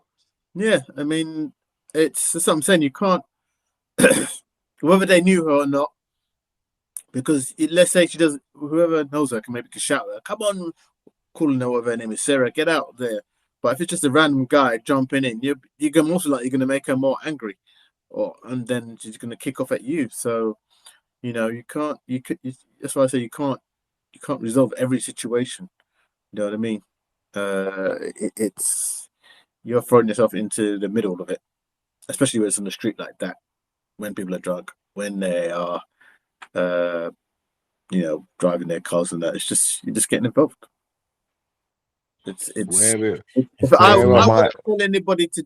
It's like if you know the people, then maybe it's obviously it's different. But if you don't know them, you're just jumping in the middle. Yeah. No, that's what then. But again, the injustice doesn't just land on the people that can defend themselves. Yeah, but you don't know what's injustice, what's going on. Or something you don't know what's going on. That's why I just no. But from what I'm saying, the injustice here, regardless of what's going on, 4-on-1 is injustice. Yeah, it was not. Isn't it? Is it not? It's not a fair fight, isn't it? So there's more of our friends jumping in than the other friends. I mean that you can't stop that because that's what I mean. You don't know who's around. You could be trying to stop it, but 4 their friends around and then jump in. You can't fight everyone. Yeah, you're right. You can't. I'm not gonna join the side that's got less people fighting. I'm just like nobody should be fighting. You try and just cool down first. You know what I mean? Nobody should be fighting. So no, you know what I mean? You're not gonna join the side because you're not looking to also be on that side.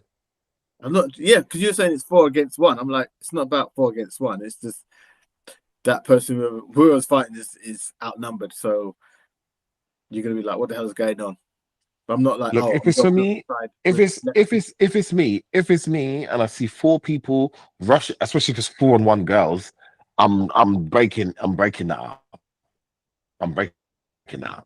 I'm not gonna stand there. I'm breaking out. All right, cool. You can have a look at punch up, 2 1-on-1, 2-on-1. Your friend can. How are you gonna break it up? But then once it starts to be 3 people, I'll probably take the one person that's getting battered. I'll probably take her to the side and probably pick her up and walk her out of the way. They're gonna come for you. That's what I'm saying. These 4 people are now coming for you. That's absolutely fine.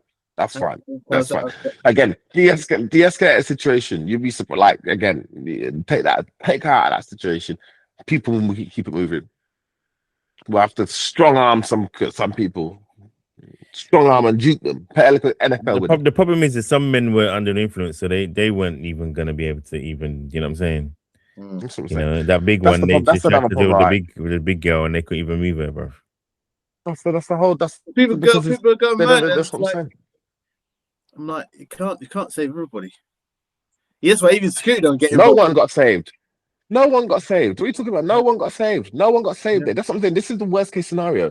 The girl got run over. An innocent member got run over. This real girl going to prison. Yeah. The girl going to prison got the least off, innit? You know, not injured. You know, that's.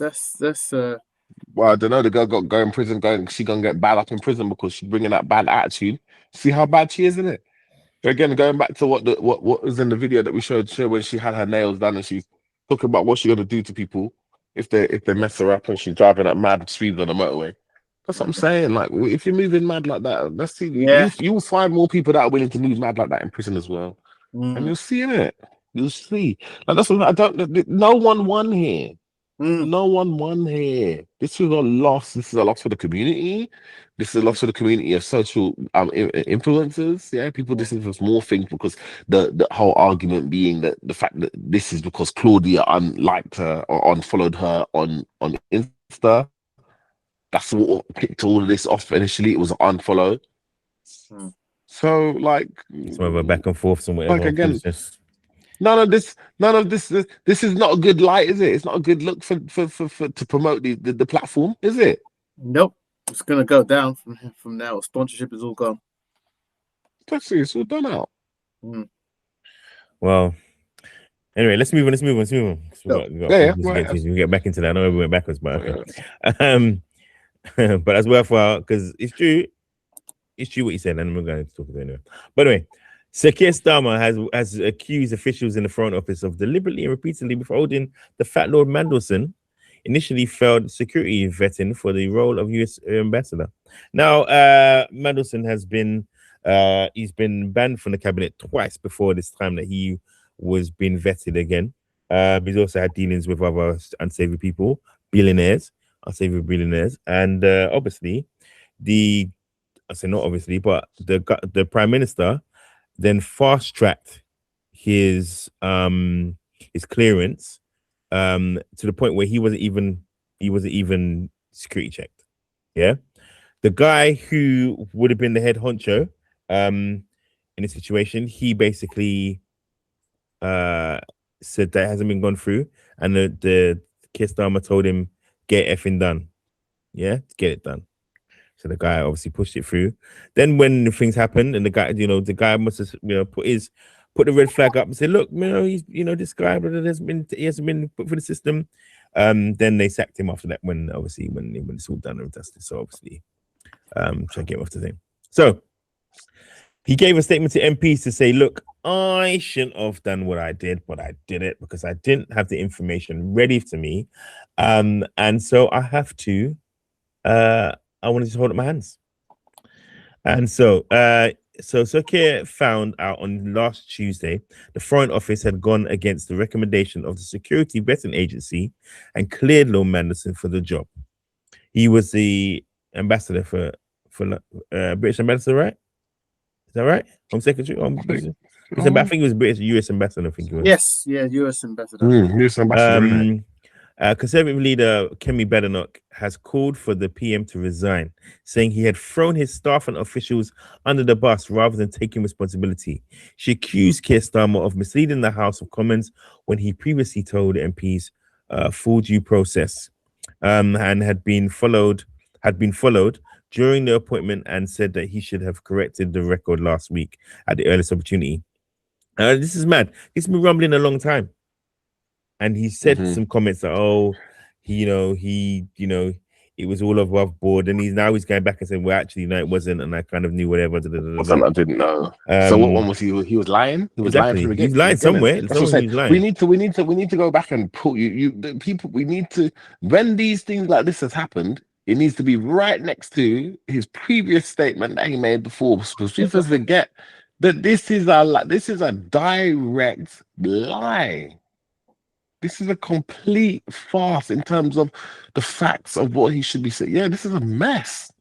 You said before, not just a fortnight ago, that his vetting was there and he didn't know anything and everything was stringent. Now what happened? That is not the story.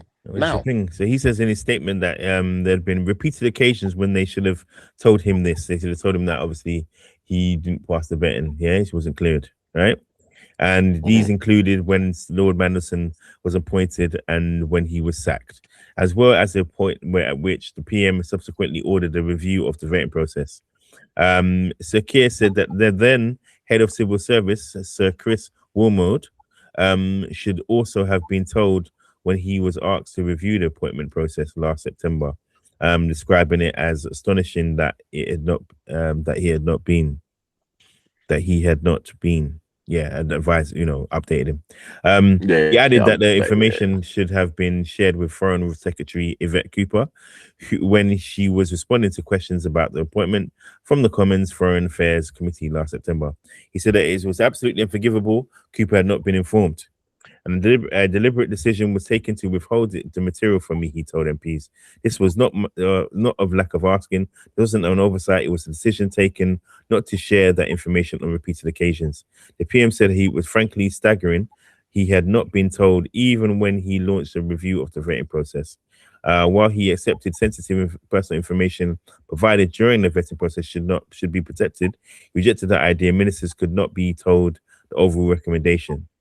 The thing is, the guy who was the Sir Ollie Robbins, the guy who was the Undersecretary, he had told him that this is not the right way to do it, and he still let the thing go They through. still carried on with it. So anyway, what say you? Sorry, I mean to cut off. I didn't mean to cut off. I just want to say a bit more. But what say you? What do you think, Kadeem? What do you think, man? It's crazy. I think we just need a whole new cabinet, man. Isn't it? Like, this is again, because let's be honest, this is quite a big problem, isn't it? It's, even if we were to talk about, all right, we'll give people a chance and live and learn, but this is quite a big issue because we spoke to you about this. We spoke to you about this, and you said it was another way to what we're now finding out it wasn't. So the role that you're in is of so much importance that you're supposed to have public trust.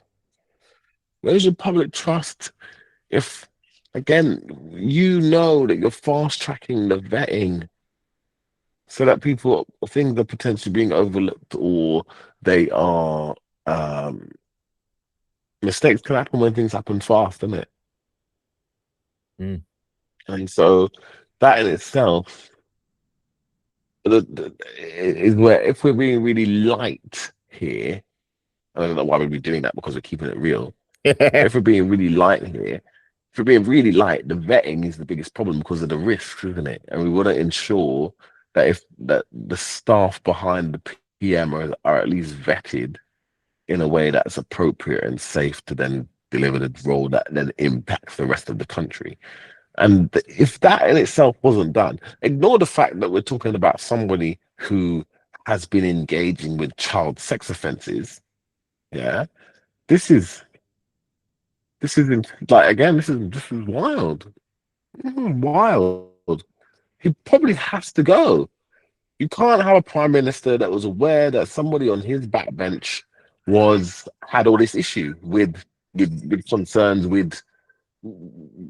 You can't. And the thing is what the question is, how much did he already know before he even got to the vetting? Yeah, because everybody knows all of it. It was common knowledge. All of it. It's common knowledge that he'd been banned from thingies twice. So why he even got the job without being vetted, no one even knows, and everybody knows. Abby, what say you? Unmute yourself. I don't know. I think it will just play it. Well, we have to see what the public's reactions to it, and that would only show in the votes, I suppose. His opinion polls going through the floor, bro. Yeah, I mean, it would only show in the next votes or next election or any whatever elections next. What do they call it? Popularity vote or something? I don't know. Yeah, the popular vote. Yeah, it doesn't look good. Given everything else that's going on in the world, it just doesn't. If people take it into consideration when they're voting, yeah, but it just doesn't look good, and it's bad news, bad press, as they say. So, yeah. What happened to no such thing as bad press? What happened to no such thing as bad press? I thought this is all news is good news, all press is good press, isn't it? No. Yeah, no. Yeah, definitely not. Definitely not. Definitely not. Definitely not, mate. Definitely not. So I watched this video by Owen Jones. I don't know if you know Owen Jones. He's a politician. He is a politics guy. He goes on some of the programs and talks his truth. But because he talks common sense a lot of the time, not all the time, a lot of the time, he gets talked over or talked down or whatever. But he's got his own YouTube channel, Owen Jones. Check him out. It's really, really good.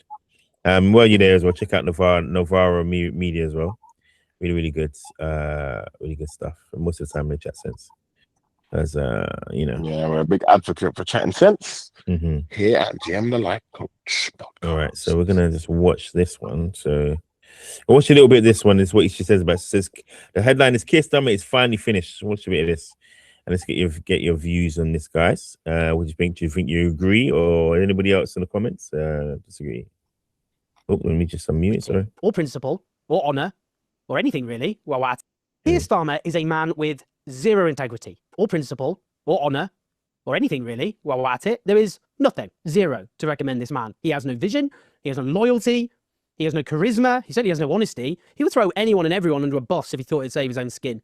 The man is a void, a political waste of space, a vacuous non-entity. He was merely a frontman for one of the most odious factions in British politics. Now, as we discussed, the current scandal enveloping this disintegrating fiasco, which I'm obliged for reasons of accuracy to describe as a government, you may notice at times I sound angry and fed up, and that is because I am. And that's because I spent a very long time, a lot of time and effort actually, warning about who this man was and more importantly, who the people behind him were, while the supposed grown-up, sensible commentators assured us he was a man of honesty, decency and integrity. It's not just Starmer and his team, cabal, whatever you want to call them, who need to account for themselves, but those people as well. As we discussed the scandal surrounding the appointment of Peter Mandelson, the co-founder of New Labour and an associate and friend of late paedophile Jeffrey Epstein, let this be clear. This scandal has arisen because 6 years ago, one of the most odious factions in British politics took over the Labour Party under false pretences. That original sin is what, in the end, is going to bring this government down. No, you see what he said there? There's basically enough set of people who changed from the Labour that we all know and loved to the Labour that we now, which is more. This Labour is more conservative Labour, yeah, than anything else. And I agree. Are we agree with that? And other people, I definitely. Would you agree with that, Abby? No, I'm sitting on the fence on that one.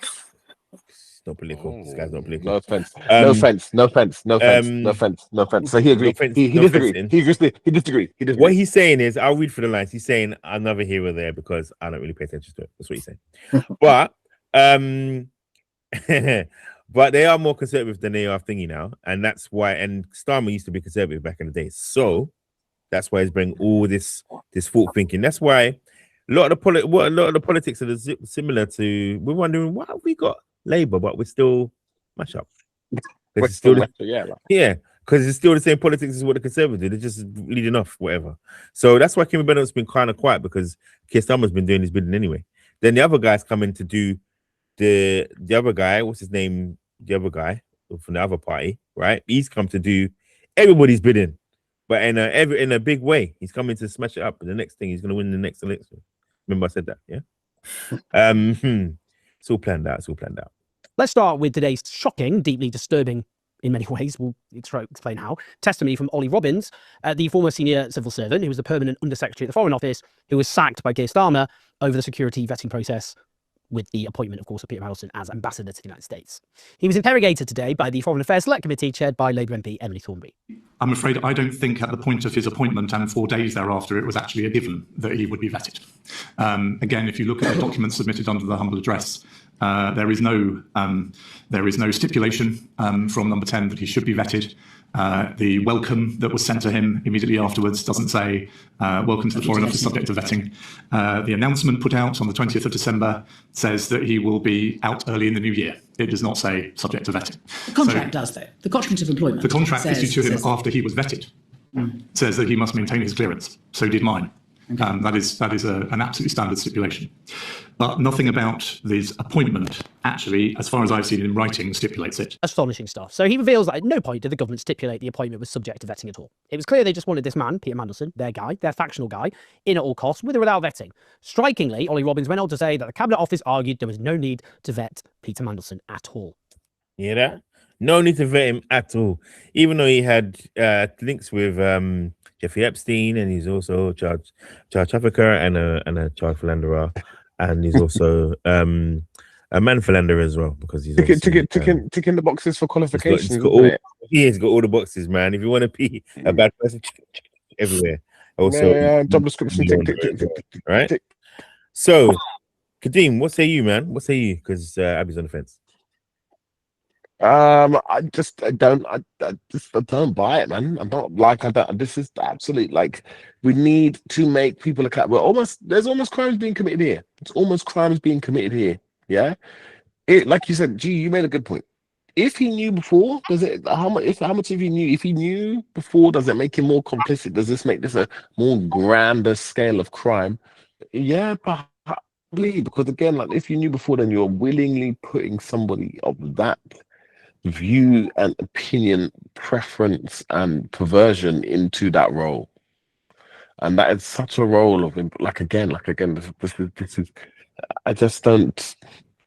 Why are we not more outraged? Why are we not talking about these things more? Why is it not being discussed more and being something that you hear everybody from your next door neighbor I think it's because discussing?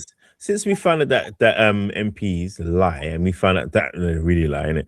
And we found out that they got 7,000 houses, we're just like, well, we're just used to it now.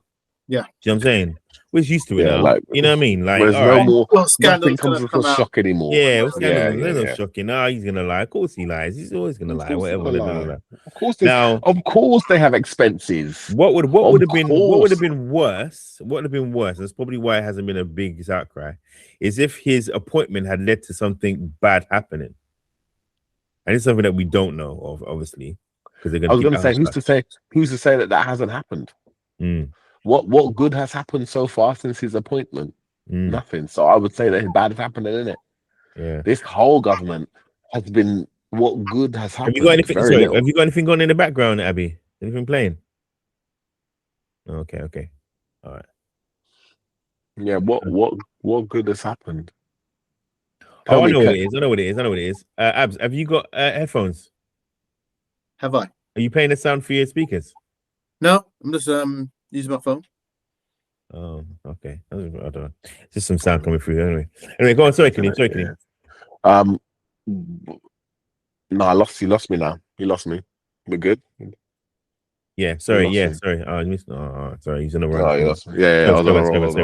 All right. Anyway, we're gonna move on to the next thing anyway, because it's a bit of a dead horse. Yeah. Next thing. But we're gonna go on to Jeffrey Epstein. So where we linked it in this? I'm good in it. I'm good. Right. Okay. So Nikki says we cannot take anything they say seriously. No confidence that they have that any action are done in our best interest. That's right. That's damn right. And a politician telling a lie, groundbreaking. She says. All right, check this out. This is where they're going to cover their backs now. U.S. government watchdog to investigate Epstein files release. Yeah. The Inspector General at the U.S. Department of Justice, DOJ, is opening an investigation into whether the agency is complying with a law passed by Congress forcing the release of files related to the investigation of Jeffrey Epstein. I wonder why that will be happening. The announcement by the DOJ's internal watchdog comes amid criticism from lawmakers over how the files were released and millions of other files that have not been made public. The statement on Thursday said that the watchdog would examine the identification, collection, and production of responsive material related to Epstein. It added that if circumstances warrant, the agency will consider addressing other issues that may arise during the course of the audit. It will also examine guidance and processes for redacting and withholding material consistent with the requirements in the law. In November 2025, President Donald Trump signed the Epstein Files Transparency Act after initially trying to sway lawmakers to vote against it. The law requires the Justice Department to release all files related to Epstein and his jailed co-conspirator, Ghislaine Maxwell, within 30 days. The agency, which has released files in intermittent batches since then, has said it has made over 3 million files public through its online database. Some files were later taken offline due to privacy complaints from survivors. Oh, man. Leaving roughly 2.7 million still publicly available, according to analysis by CBS News and the BBC's US partner. In January, a top justice official said that there were some 6 million files in the government's collection, but that some files would remain private because they contain survivors' personal information or related to open cases. Frustration has grown since then, with some accusing the Justice Department of trying to protect powerful people and potential Epstein conspirators, a claim that the department has denied. Last month, the DOJ released summaries of the interviews with a woman who had unsubstantiated claims of sexual assault against Trump. The agency said that the documents had been accidentally withheld, and Trump, who is mentioned thousands of times in the files, including in emails and correspondence sent by Epstein himself to others, has denied any wrongdoing. Two congressmen who played a prominent role in pushing for the Epstein law, Democrat Ro Khanna and Republican Thomas Massie, had been pushing for the Inspector General's independent review. Last month, Massey told the BBC that he was angry about the lack of accountability from the Justice Department, and men need to be perp walked in handcuffs to jail. And until we see that here in this country, we don't have a system of justice that's working, he told the BBC Newsnight program. What say you, Kadeem, first of all? I don't know. We need all the files. We just need all the files. It's all well and good that it's fascinating, isn't it? Trump signed the Transparency Act, but it wasn't him that was making the decision to do so. That decision was made, but we are a year later since that took place, and we still don't have the more than a year, over a year, we still don't have the requested transparency of the files. We're going back to the conversation about looking at the legal method of redaction, but why was that not already done in the first place? Again, how many holes are there in this sheet that's been even if they're drip dripping it, it's gonna get the words out today, drip dripping it because of the survivors, just redact the survivors' names and release the thing. We've not seen that happen, innit? We've seen the redaction of people who potentially are perpetrators in this, but we have not seen the redaction of people who are. This has been the biggest mismanagement of information in a long time. Yeah. And again, like we're now onto war, and we're now onto oil prices, and we're now onto all this other crap, but we didn't focus on. There's still questions here. There's still many a question here, many a spotlight here, that I haven't turned off. I haven't turned off at all. When are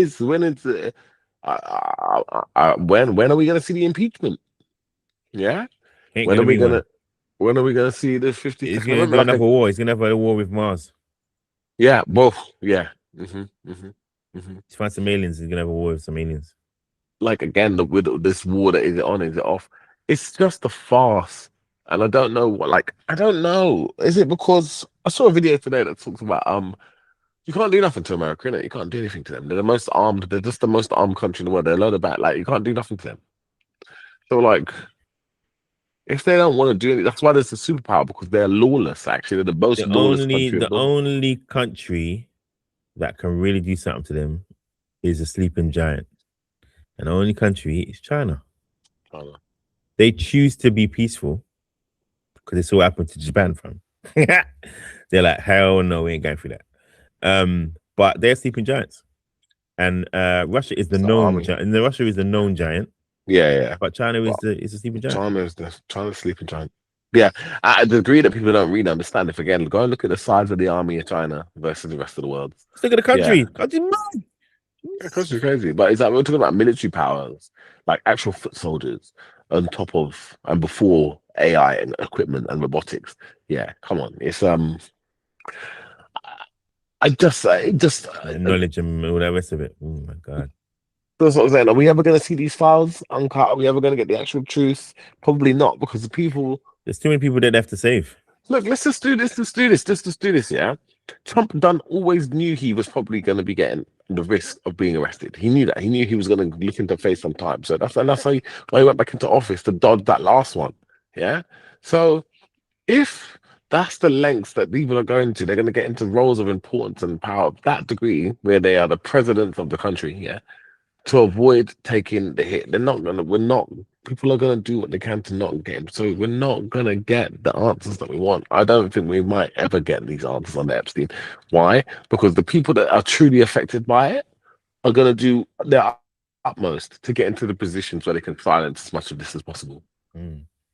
How is on earth is try what? Look, most companies, no matter the industry, have a conflict of interest policy, right? Yeah. But how on earth is there not a conflict of interest policy for what seems to be the running of the country? Yeah. Shouldn't I would have thought that maybe if you were a president, maybe that would have been a job role that would have been nice for you to have had a clean record. Maybe not like again, how I don't know how we feel about it, but why is it always somebody that is just why are we not allowed? Why are we, if your president, your prime minister has committed a crime, do we want them to serve their term in charge or just abdicate, and go and start serving their time? I don't know. We've got this strange way where we're like, well, we need to let them see it through. Let them see it through. Like, how many more mistakes is my guy gonna have to make, and to what scale? Yeah, we now have war. We have to straight up Hormuz. That was not a thing. We have a war that was negotiations that aren't negotiating, but they aren't negotiating. We've got all of this, yeah, to distract from the files that you were supposed to release, but you didn't release. And when you released them, you covered up your brethren and you didn't hide any victims. And then you said that victims didn't exist. And then you got the Department of Justice to come up with the most outrageous lies and distractions about stocks and shares and over victim statement.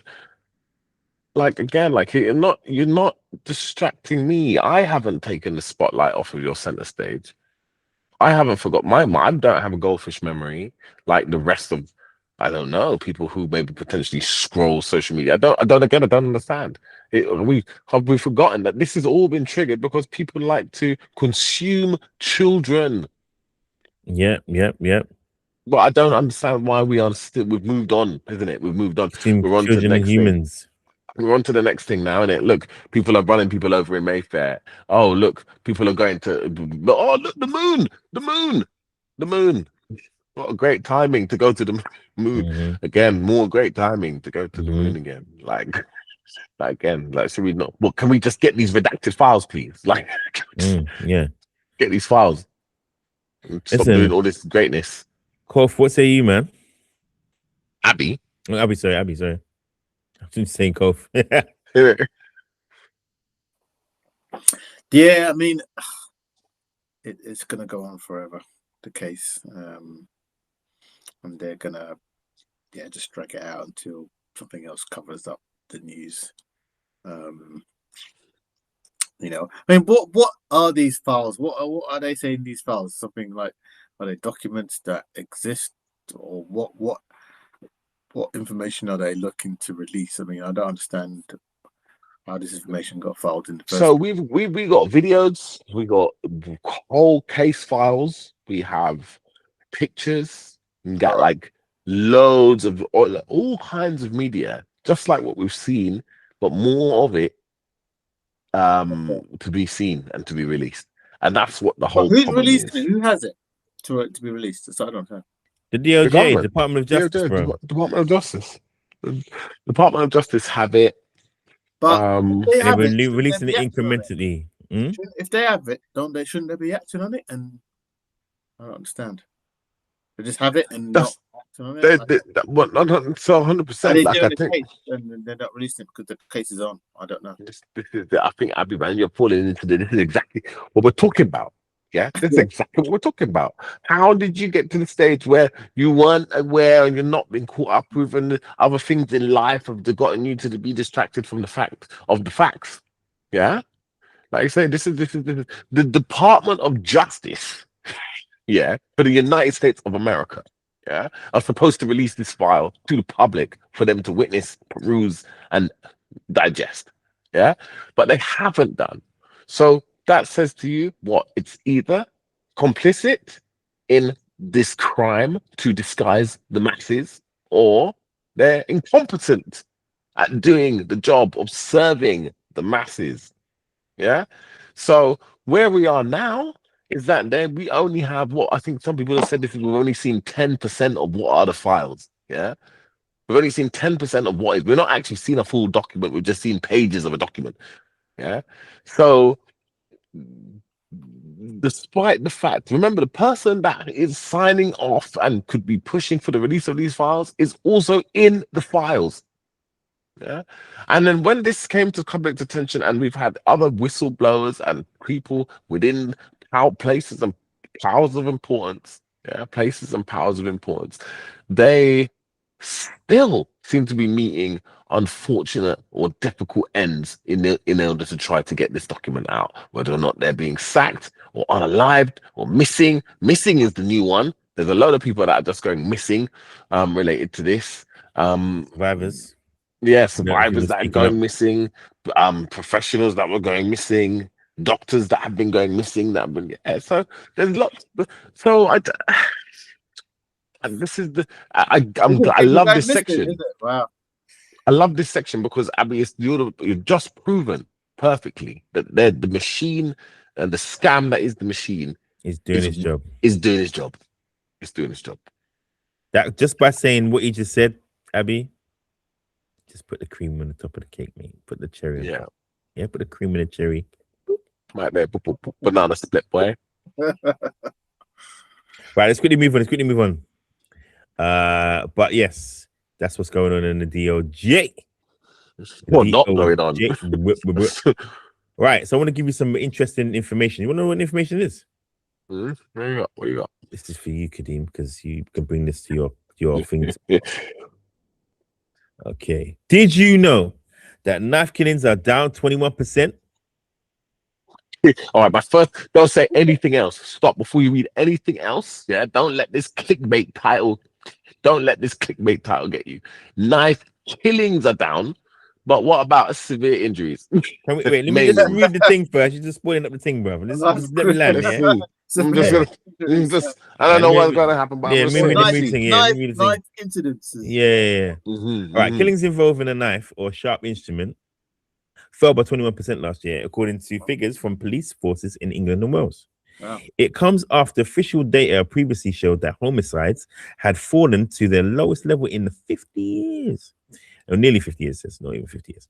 Wow. Crime statistics published on Thursday by the Office of National Statistics, ONS, showed 172 homicides involving a knife or sharp instrument were recorded by police forces in 2025, compared with 217 in 2024.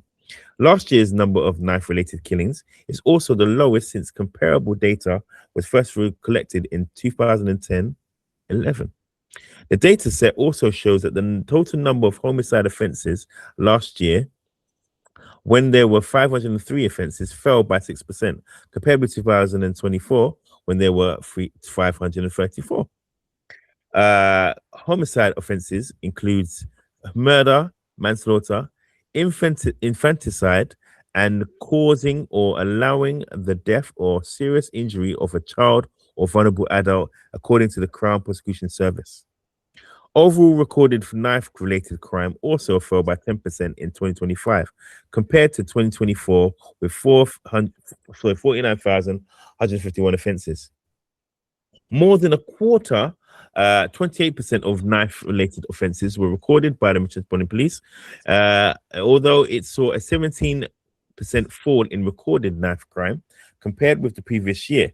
Katie Keepin, Chief Executive of Charity Victim Support, said the overall fall in knife killings was welcome, but every case is one too many.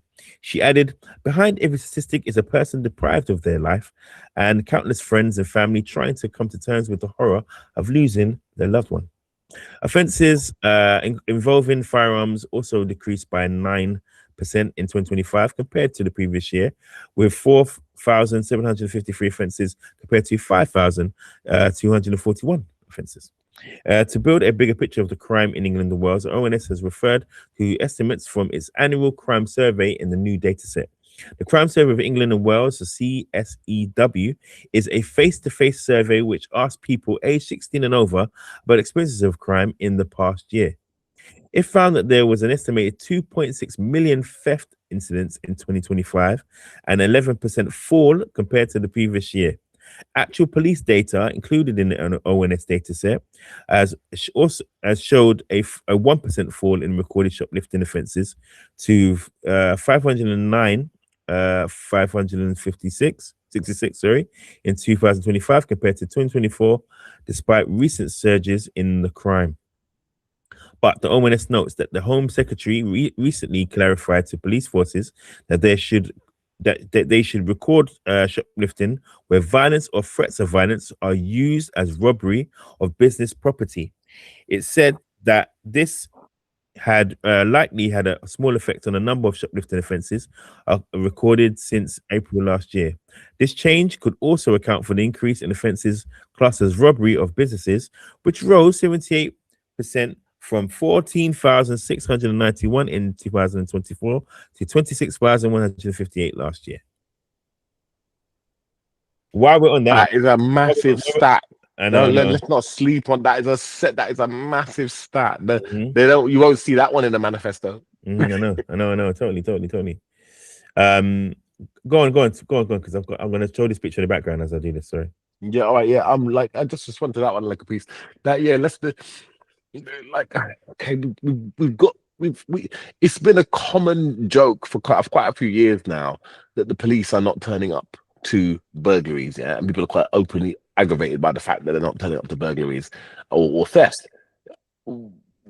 Now, how do we, again, it's interesting how we would promote the fact that if this is a crime that is on the increase to that degree, by an increase of 78%, is there not more of a cause of an alarm that crimes that are growing at such a degree for the police or in the country are not being responded to by the police?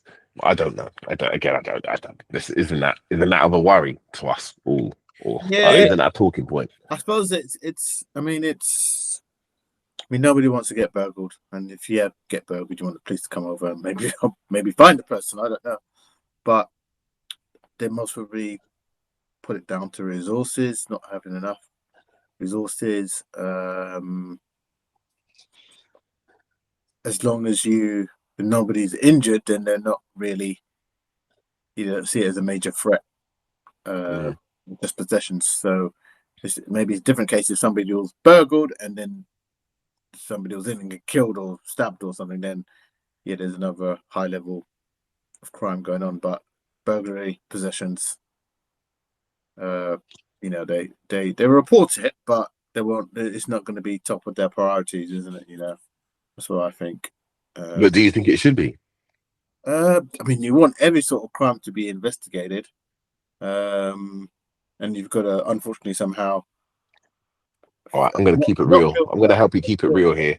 It's got to be. There's two types of crime, yeah. Priority, yeah. There's a priority. All right, yeah. I'm going to help you to recognize the priority. Yeah, there's two types of crimes. There's the crimes that we don't see and the crimes that we see. Yeah, the crimes that we see are the muggings on the streets, the burglaries that are happening in your homes. Yeah.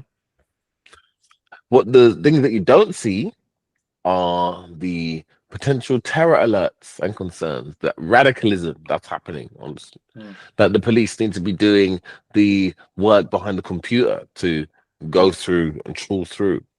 They can say that we haven't paid more tax in a little while. So the tax, apparently the budgets aren't increasing for this. So they've only got so much resource. So what would you rather? Do you rather they go and fight the crimes that you see? Like you say, the things like you see being, if people are running around the streets with machetes, if people are driving dangerously, if people are burglaring your home, or are you interested in the people that are pretending to be limited companies and are scamming or putting malware onto software and apps that are fake? Do you want them to capture the people that are planning terrorist acts to cause large-scale damage to points of interest or events? What say you, Abby? If we're keeping it real and we can only police one type of crime, is it the digital or is it the physical? You're smart looking at it. Put me in a bad place. No, well, it's you can't pick. I said there's a hierarchy, one which causes which one causes more impact? It requires immediate response, and others will, which can be prevented not prevented, which can be addressed through other measures, but falling in the chain come second to another crime. But that's why I say all crime. You would want all crime to be investigated, but sometimes it's just not going to be the best way to. If you've been burgled, do you feel better about the fact that you've been burgled, knowing that the police didn't turn up, but they stopped a terror attack? I want him to investigate my burglary film. You want them to do what? Say that again. I want to do both. You want them to do both? Yeah, of course, because you're paying tax, isn't it? You're paying tax. Yeah. I suppose burglary, one person, a terror attack, you save many people. So you're going to put it down to the, number of people that it's affected and saved. So you look at it maybe that way. But, as I said, you want them to investigate everything. But, the way they look at it now, burglary is very personal. So sometimes someone's breached your personal space. Can you do as much as possible to protect yourself before it comes to that? But that's what I mean. Sometimes they, instead of trying to stop burglaries, they try and put other measures like lock your doors, get proper doors, and all that sort of thing. That's what I mean. They may not attack it and not solve it that way, but try and prevent it as much as possible prior. So for instance, like they said, the police give you they're giving you the tips on how to prevent this happening or to make it more difficult. If you don't do that, then fine, that's on you. We can't come out to do nothing else now. Job done. No, that is fine. It's on you, but it's an alternative way to they're still on it. Rather than no, keeping it real. We can't. Again, it's the same thing with the smoke detector. You didn't have a smoke detector on. What, your house burned down? It's on you. It's not well. It's that's what I mean. It's more. What do you call it? I'm trying to think of the word. More modern ways of, because people they all say, okay, don't leave candles, stuff like that. Don't leave the curtains or something like that. All things like that, as you said. That go out and leave the kitchen on or something on the cooker, or don't leave something on the cooker unattended. All those sort of. It just prevented it because maybe through the stats, they've realized they're fighting fires that are caused by candles or something. So instead of saying, "Oh, we're just going to respond quicker to these fires," we're just want to prevent it as much as possible, but we're still going to respond. We're just trying to minimize it, attack it from another manner. If you know what I mean? But yeah, I know it's that's people get burgled. It's obviously not a nice thing. Yeah, I've been burgled, bro. It's not nice. Yeah. I've had neighbours that have been burgled, and I've had leaflets come in. I've had, especially supposed in the high areas where there's a lot of large population. It's if you visit every burglar, you just be out doing burglary. So you've got to ensure you've got resources to carry out other crimes that happen, or other sort of incidents, police matters. So that's why I say, unfortunately, things got to be prioritized. And well, let me move this on, right? Because this man in the picture, he used to work for I heard of this one. Worked for this one for 29 years, and he was fired because he apprehended a shoplifter in the shop. He wasn't given any explanation by Morrison's. They just let him go, and because his policy was that he wanted to get involved in anything, he's just supposed to let them thief and go. Yeah. Okay. But he got into an altercation with this thing. So this is the guy. I was gonna play it, but he's quite bland as he's talking. Obviously, he's trying to be all sad and whatever. I'll play a little bit. I'll just forward it a little bit, but he's a bit like watching paint dry. So apologies, guys. So apologies. Yeah. Just putting it out there. Disclaimer. They're trying to do their best, and they're trying to go. So what in that? And he's trying to go. Yeah, but I was so terrified. Yeah. That advert. When I fell down the stairs, I was and I broke my leg. Is that kind of? I was so terrified with a big smiley face. I was so terrified. Sorry. I know it's hard for you. I was in a challenging situation for years with Morrison. His acting is great. So listen, so he's worked for Morrison's for years. Morrison's has said, listen, we don't need to whatever. He's not getting any job. He hasn't got any job now, right? It hasn't been a job. Okay. But obviously, somebody wants to employ him, and they're trying to be a big thing of him trying to get his job, right? Get his job back. Okay, on the interweb. Okay? What he missed out is as he spit at me, I lost it. That's what he meant to say. I lost it, and I went on. That's what he meant to say. But anyway, I'm not. Okay, let's finish the story. Or you tell me when we're finished, and I've got my verdict on this one. So, in his defense, he's going to say it in a minute. But in his defense, what he's saying is that his store is being judged by the stuff that goes missing, and obviously that's like, you know, he's losing money, right? So he's trying to protect the store from losing money because obviously they're on their case. That's how it works. Right? Yeah, they're on the case. But at the same time, they're saying don't do that because if you do and something happened to you, we ain't gonna be backing you. There's no way we're helping you out, right? So people are saying this, but even though he did that, he was looking out for his staff and whatever and the safety of others, and that he should still have his job of 29 years. It was his first job apparently. Like I said, right. That's that. I'm put my hand up. I'm put my hand up. We're here for a good time, not for a long time. Yes. I got 10 minutes left. And I tell you, this butter is what we would class as chicken and waffles without the chicken. Yeah, pure waffle. Yeah, pure waffle going on here. We don't believe it. We're not believing this for a second. Yeah, come on now, big grown man talking about one.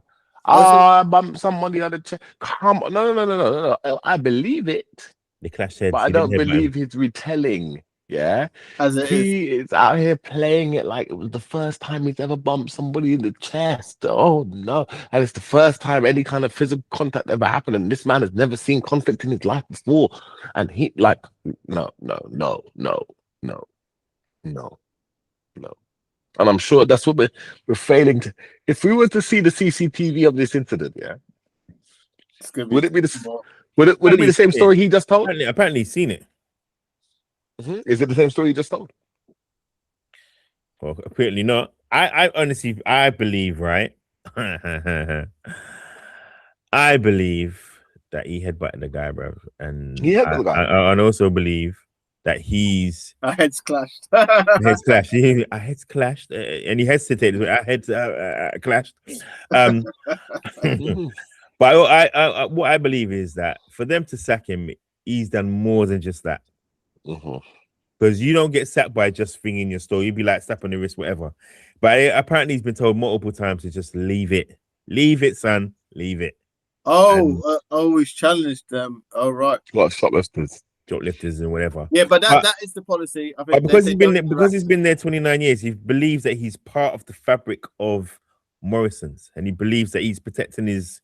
And he will go on to say, obviously we're not going to play it, but he goes on to say that the old owners were more family orientated. You know, he would have probably got more kudos or more congratulatory response from the old owner because it was more of a family business. But that's the old owner. Whatever. It's the old owner. That's what I'm saying. We're crying about the wrong things here, bro. You headbutt a man whilst you're at work, regardless of if he spit at you or not. You're in a position where you should have. The question here, and where you potentially could have been got paid. Lost it. There was no security guard on the shift. Why was there no security guard on the shift? Cost money. It cost money. No, that's where this comes to light. It wasn't London, right? It wasn't London. It was saving money. Moved him out of the thing. Take your spit. Take the evidence of the spit, and you got a case in it. No, because he was like, "No, I'm not having Larry come and rob this place again. I've had enough." He decided to have a personal issue with Larry. Taking the sherry, having his fancy parties with his mates. Yeah, not on my watch. Not on my watch. My 29 years. You know, I'm the manager, shop floor manager. Abs, what say you, bro? What say you, Abs? What say you, Abs? Exactly. Yeah. I mean, you shouldn't have interacted with him whatsoever.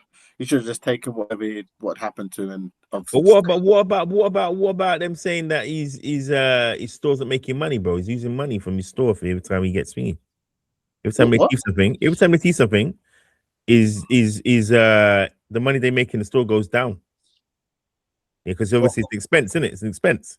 Because the products that have been stolen, yeah. Yeah, or broken or whatever happens. Yeah, yeah. He's yeah. So was he the store manager? Yeah. He's one of the managers. He was the main. Was he the main? I think he was the main manager. Okay, so I mean, well, I think the policy. I know from my experience anyway, of working in retail or whatever. Yeah, you just don't interact with the thieves. Just don't, because you're not. Yeah, you just have to let them go. I know. Go on. Sorry. So I know you should never interact. But I mean, I know he just stood up to the thief. That's what happened. But he lost it. He lost his temper. He lost it, headbutted him and tripped him over. But I think the Morrisons. Leave it, Andy. Leave it. Morrisons are in a corner, and then that's the policy. They're not going to look at 30 years. They're looking at this is the incident, and you can't go. If he does it and gets away with it, then other staff are going to do it and expect the same. So they call it Avago. They call them Avago heroes, isn't it? Yeah. So what,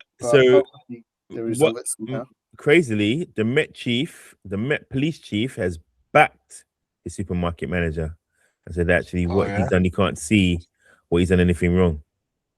Which makes him feel even more when they read it out to him, it makes him go, yes. Do you know what the funny thing is though? The difference is policy and law, innit?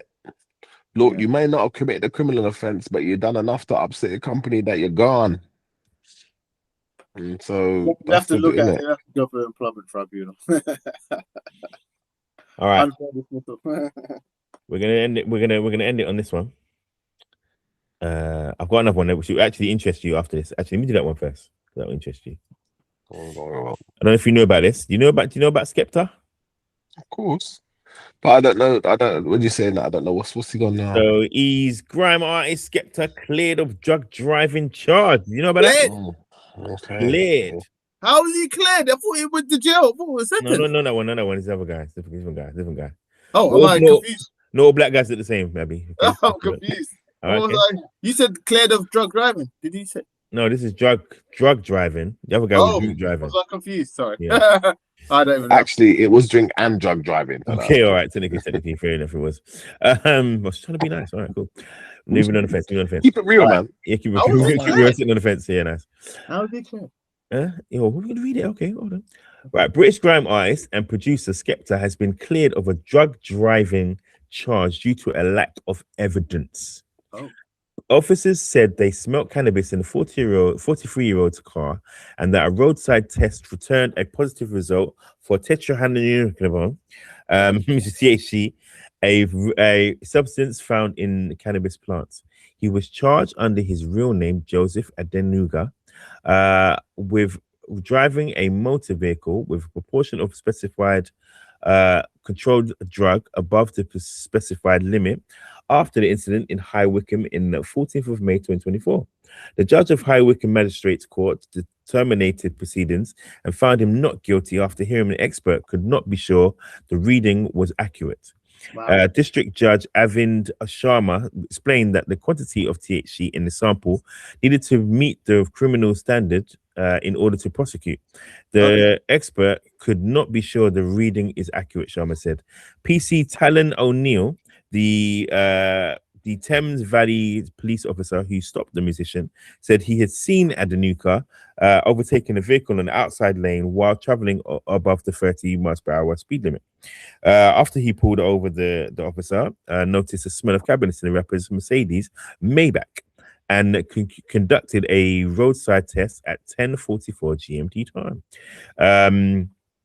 Prosecutor Lucy Curran said he was taken to a police station after the sample came back positive. The court was told Adenuga, who lives in High Wycombe in Buckinghamshire, was compliant throughout the process.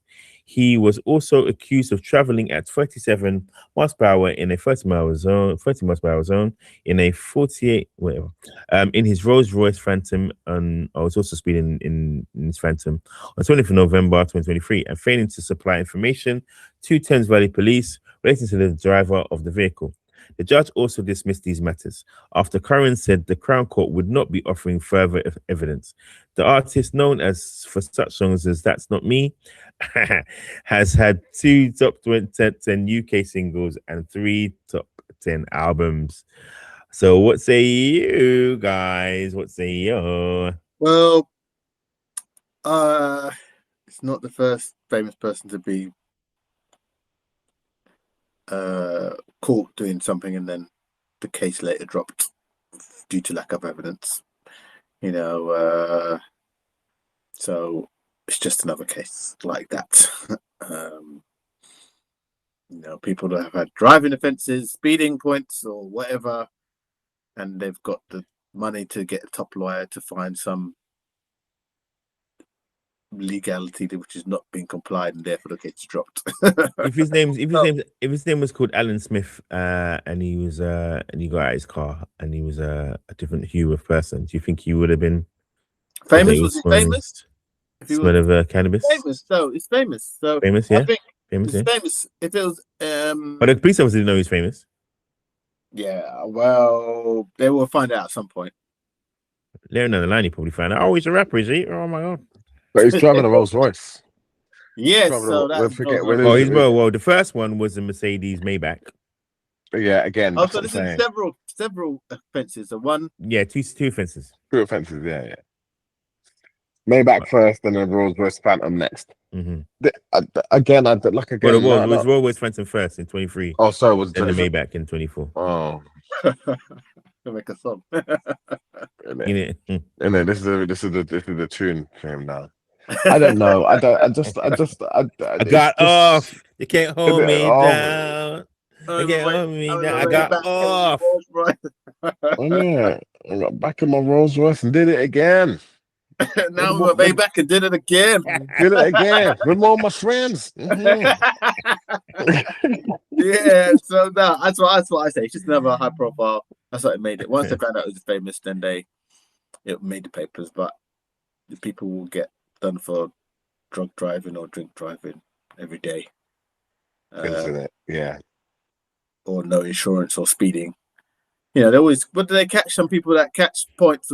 What is it? Yeah, people get caught. Do you remember in the lockdown there was this couple, this Olympic couple, and they had the baby in the car.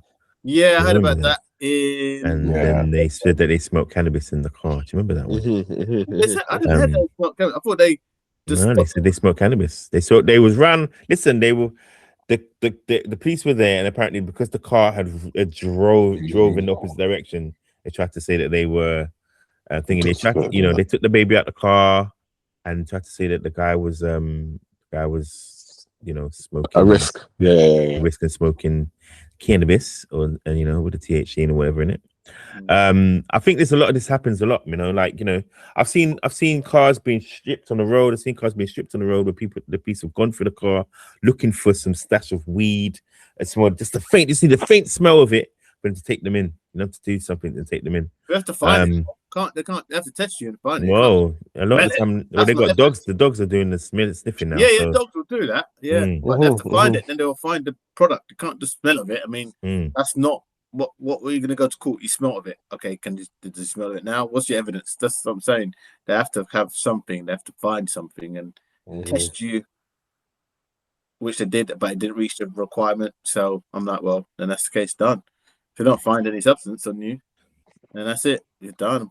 Those are the two things. That's the evidence, isn't it? There's no. He smelt of it. It's not evidence. So, All right. This is the last thing now. All right. So, Meta, the big company that owns Facebook, Instagram, and WhatsApp, Meta will start tracking the way employees work, including their keystrokes and mouse clicks, to train its artificial intelligence. The company, who owns Instagram and Facebook, told workers on Tuesday that a new tool will run on Meta's computers and internal apps, logging their activity to be used as training data for AI technology. Meta spokesperson told the BBC, if we're building agents to help people complete everyday tasks using computers, our models need real examples of how people actually use them. The data was not used for any other purpose, he says. Yeah, right. He said, adding that the tool has safeguards in place to protect sensitive content. But one Meta employee who asked not to be identified said having their smallest actions on the computer being used as the AI model has workers expect a slew of additional job cuts feels very dystopian. Yeah. Now, Meta has already laid off around 2,000 employees this year in smaller rounds of cuts, but employees have been expecting deeper job losses in the coming months, as the BBC previously reported. So, what say you, Kadeem? What do you think?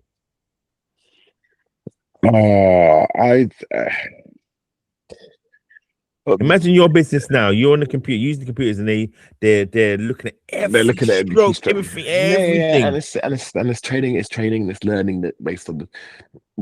What do I think? Real talk. If they're telling us now, they've already done it. They're giving us an old version. They don't know we've done this. We're talking it. We're real talking it. We're real talking this.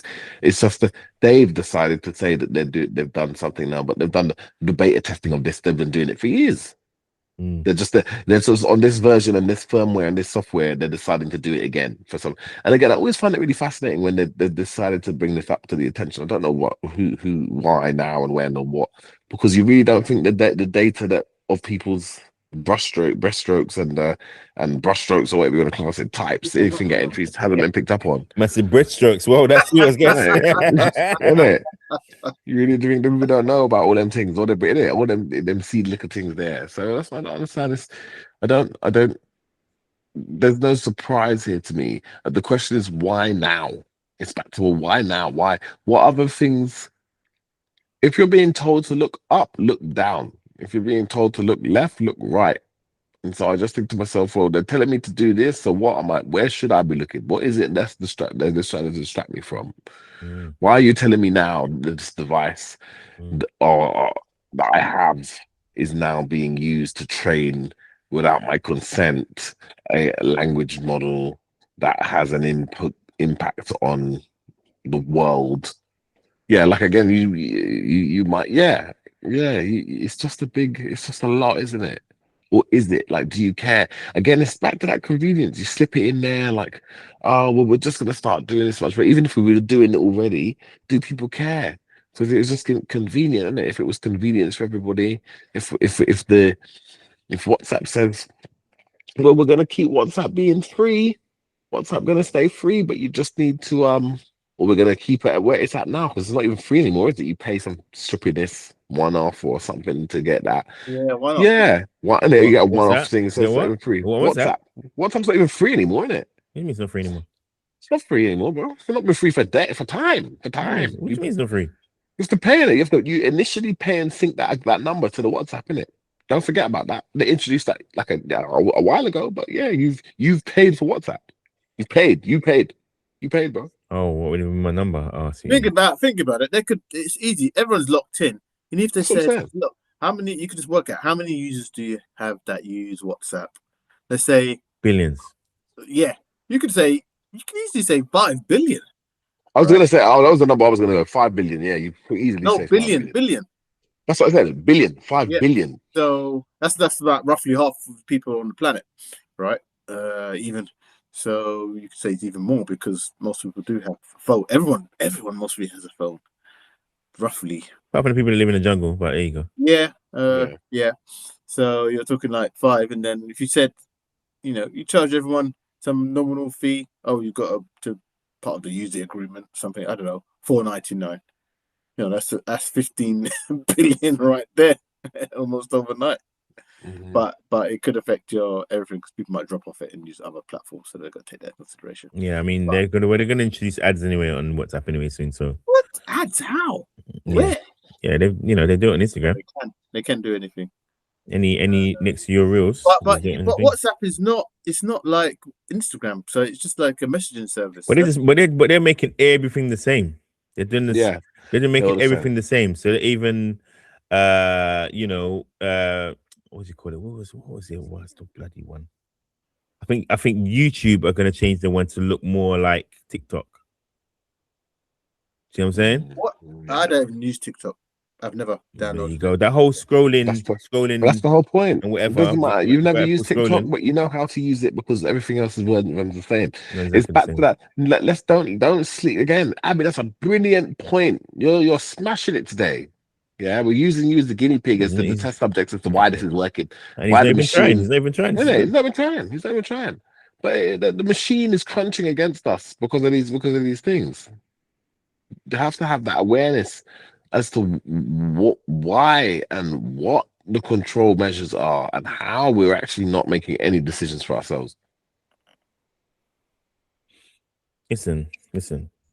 They're saying, they're going to keep getting rid of workers on Meta.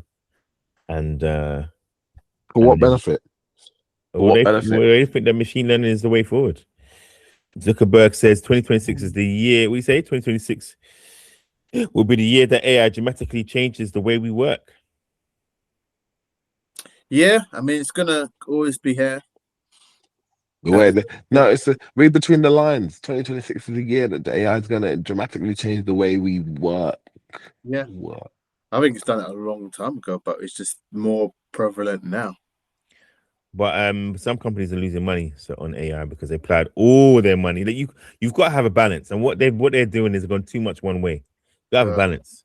You still need humans to verify what the actual AI is doing. Do you know what I mean? You have to have a balance because like YouTube has done the opposite. YouTube's gone all in on AI and they're messed up their things. The algorithm's messed up. So you know what I mean? They're deleting some people's videos. They're copyright striking videos that should be copyright strike.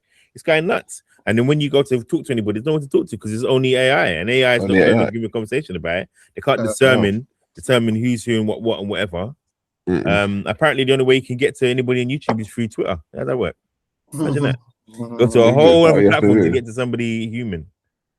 Crazy. They want to be shamed. We want to be shamed in public. That's what it is. But anyway, that was it for the show tonight. We went through a number of different things. What one stuck out for you guys? I'm gonna jump out there and say straight away, it's probably Keir. It's probably Starmer. We need to. There's lots of things that have stuck out today, but the thing that probably impacts us a lot more than we recognize or that is being spoken about is the fact that our corrupt or underperforming service leads, should we say? Yeah, I think that's the one that man said underperforming. For real, I agree with you so much on that one.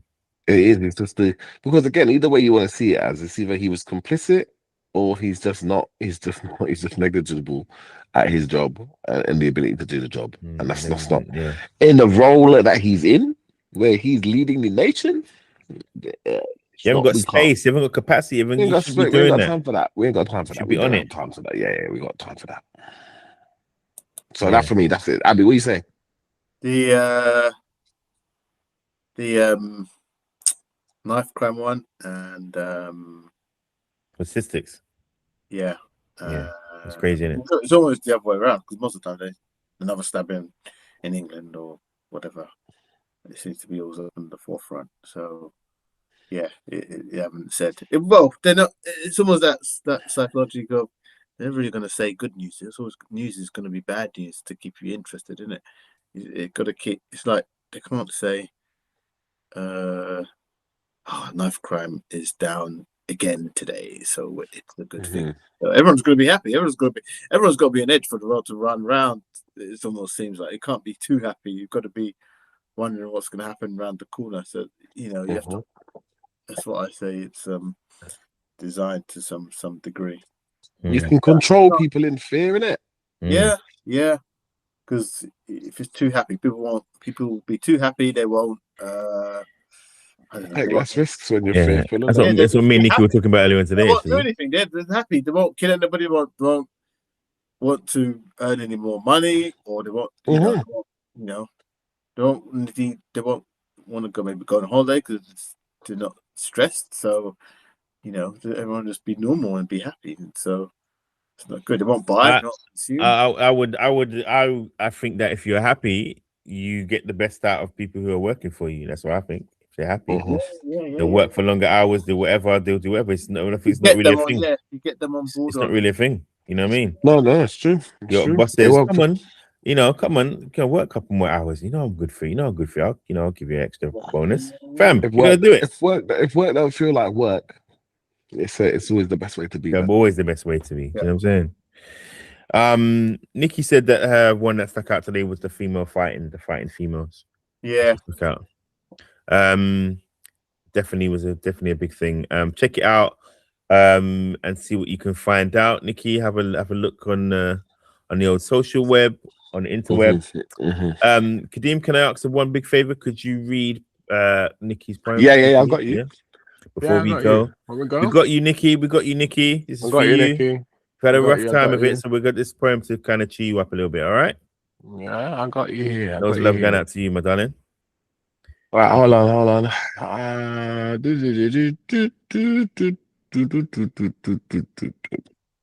So, guys, while he's looking for it, I want to say thank you so much if you got this far down in the podcast.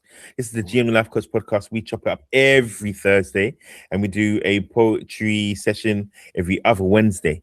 So, next Wednesday we'll be doing back-to-back sessions. And any news that is news, we want to bring it up, we want to talk about it, we want to debate it, we want to discuss. That's what we do here on the GM Life Coach podcast. All right. If you want to help us out, you can connect to our Patreon, which helps us to frame our goal of having our own studio for us to be together and not in separate parts of the world or parts of the UK. Okay, so we want. And so we we'll get your messages in. Get your stuff in because there's gonna be merch coming. We've already got some merch, got it in the bag over there already. So Kadeem and Kofi secured their hoodie. Abby, you have to get your hoodie, fam. Okay, you secure it, okay. So but we've got them coming as well, and I've got a little jacket for myself. So that goes. But yes, Kadeem, ready? Yeah, I'm ready, man. All right.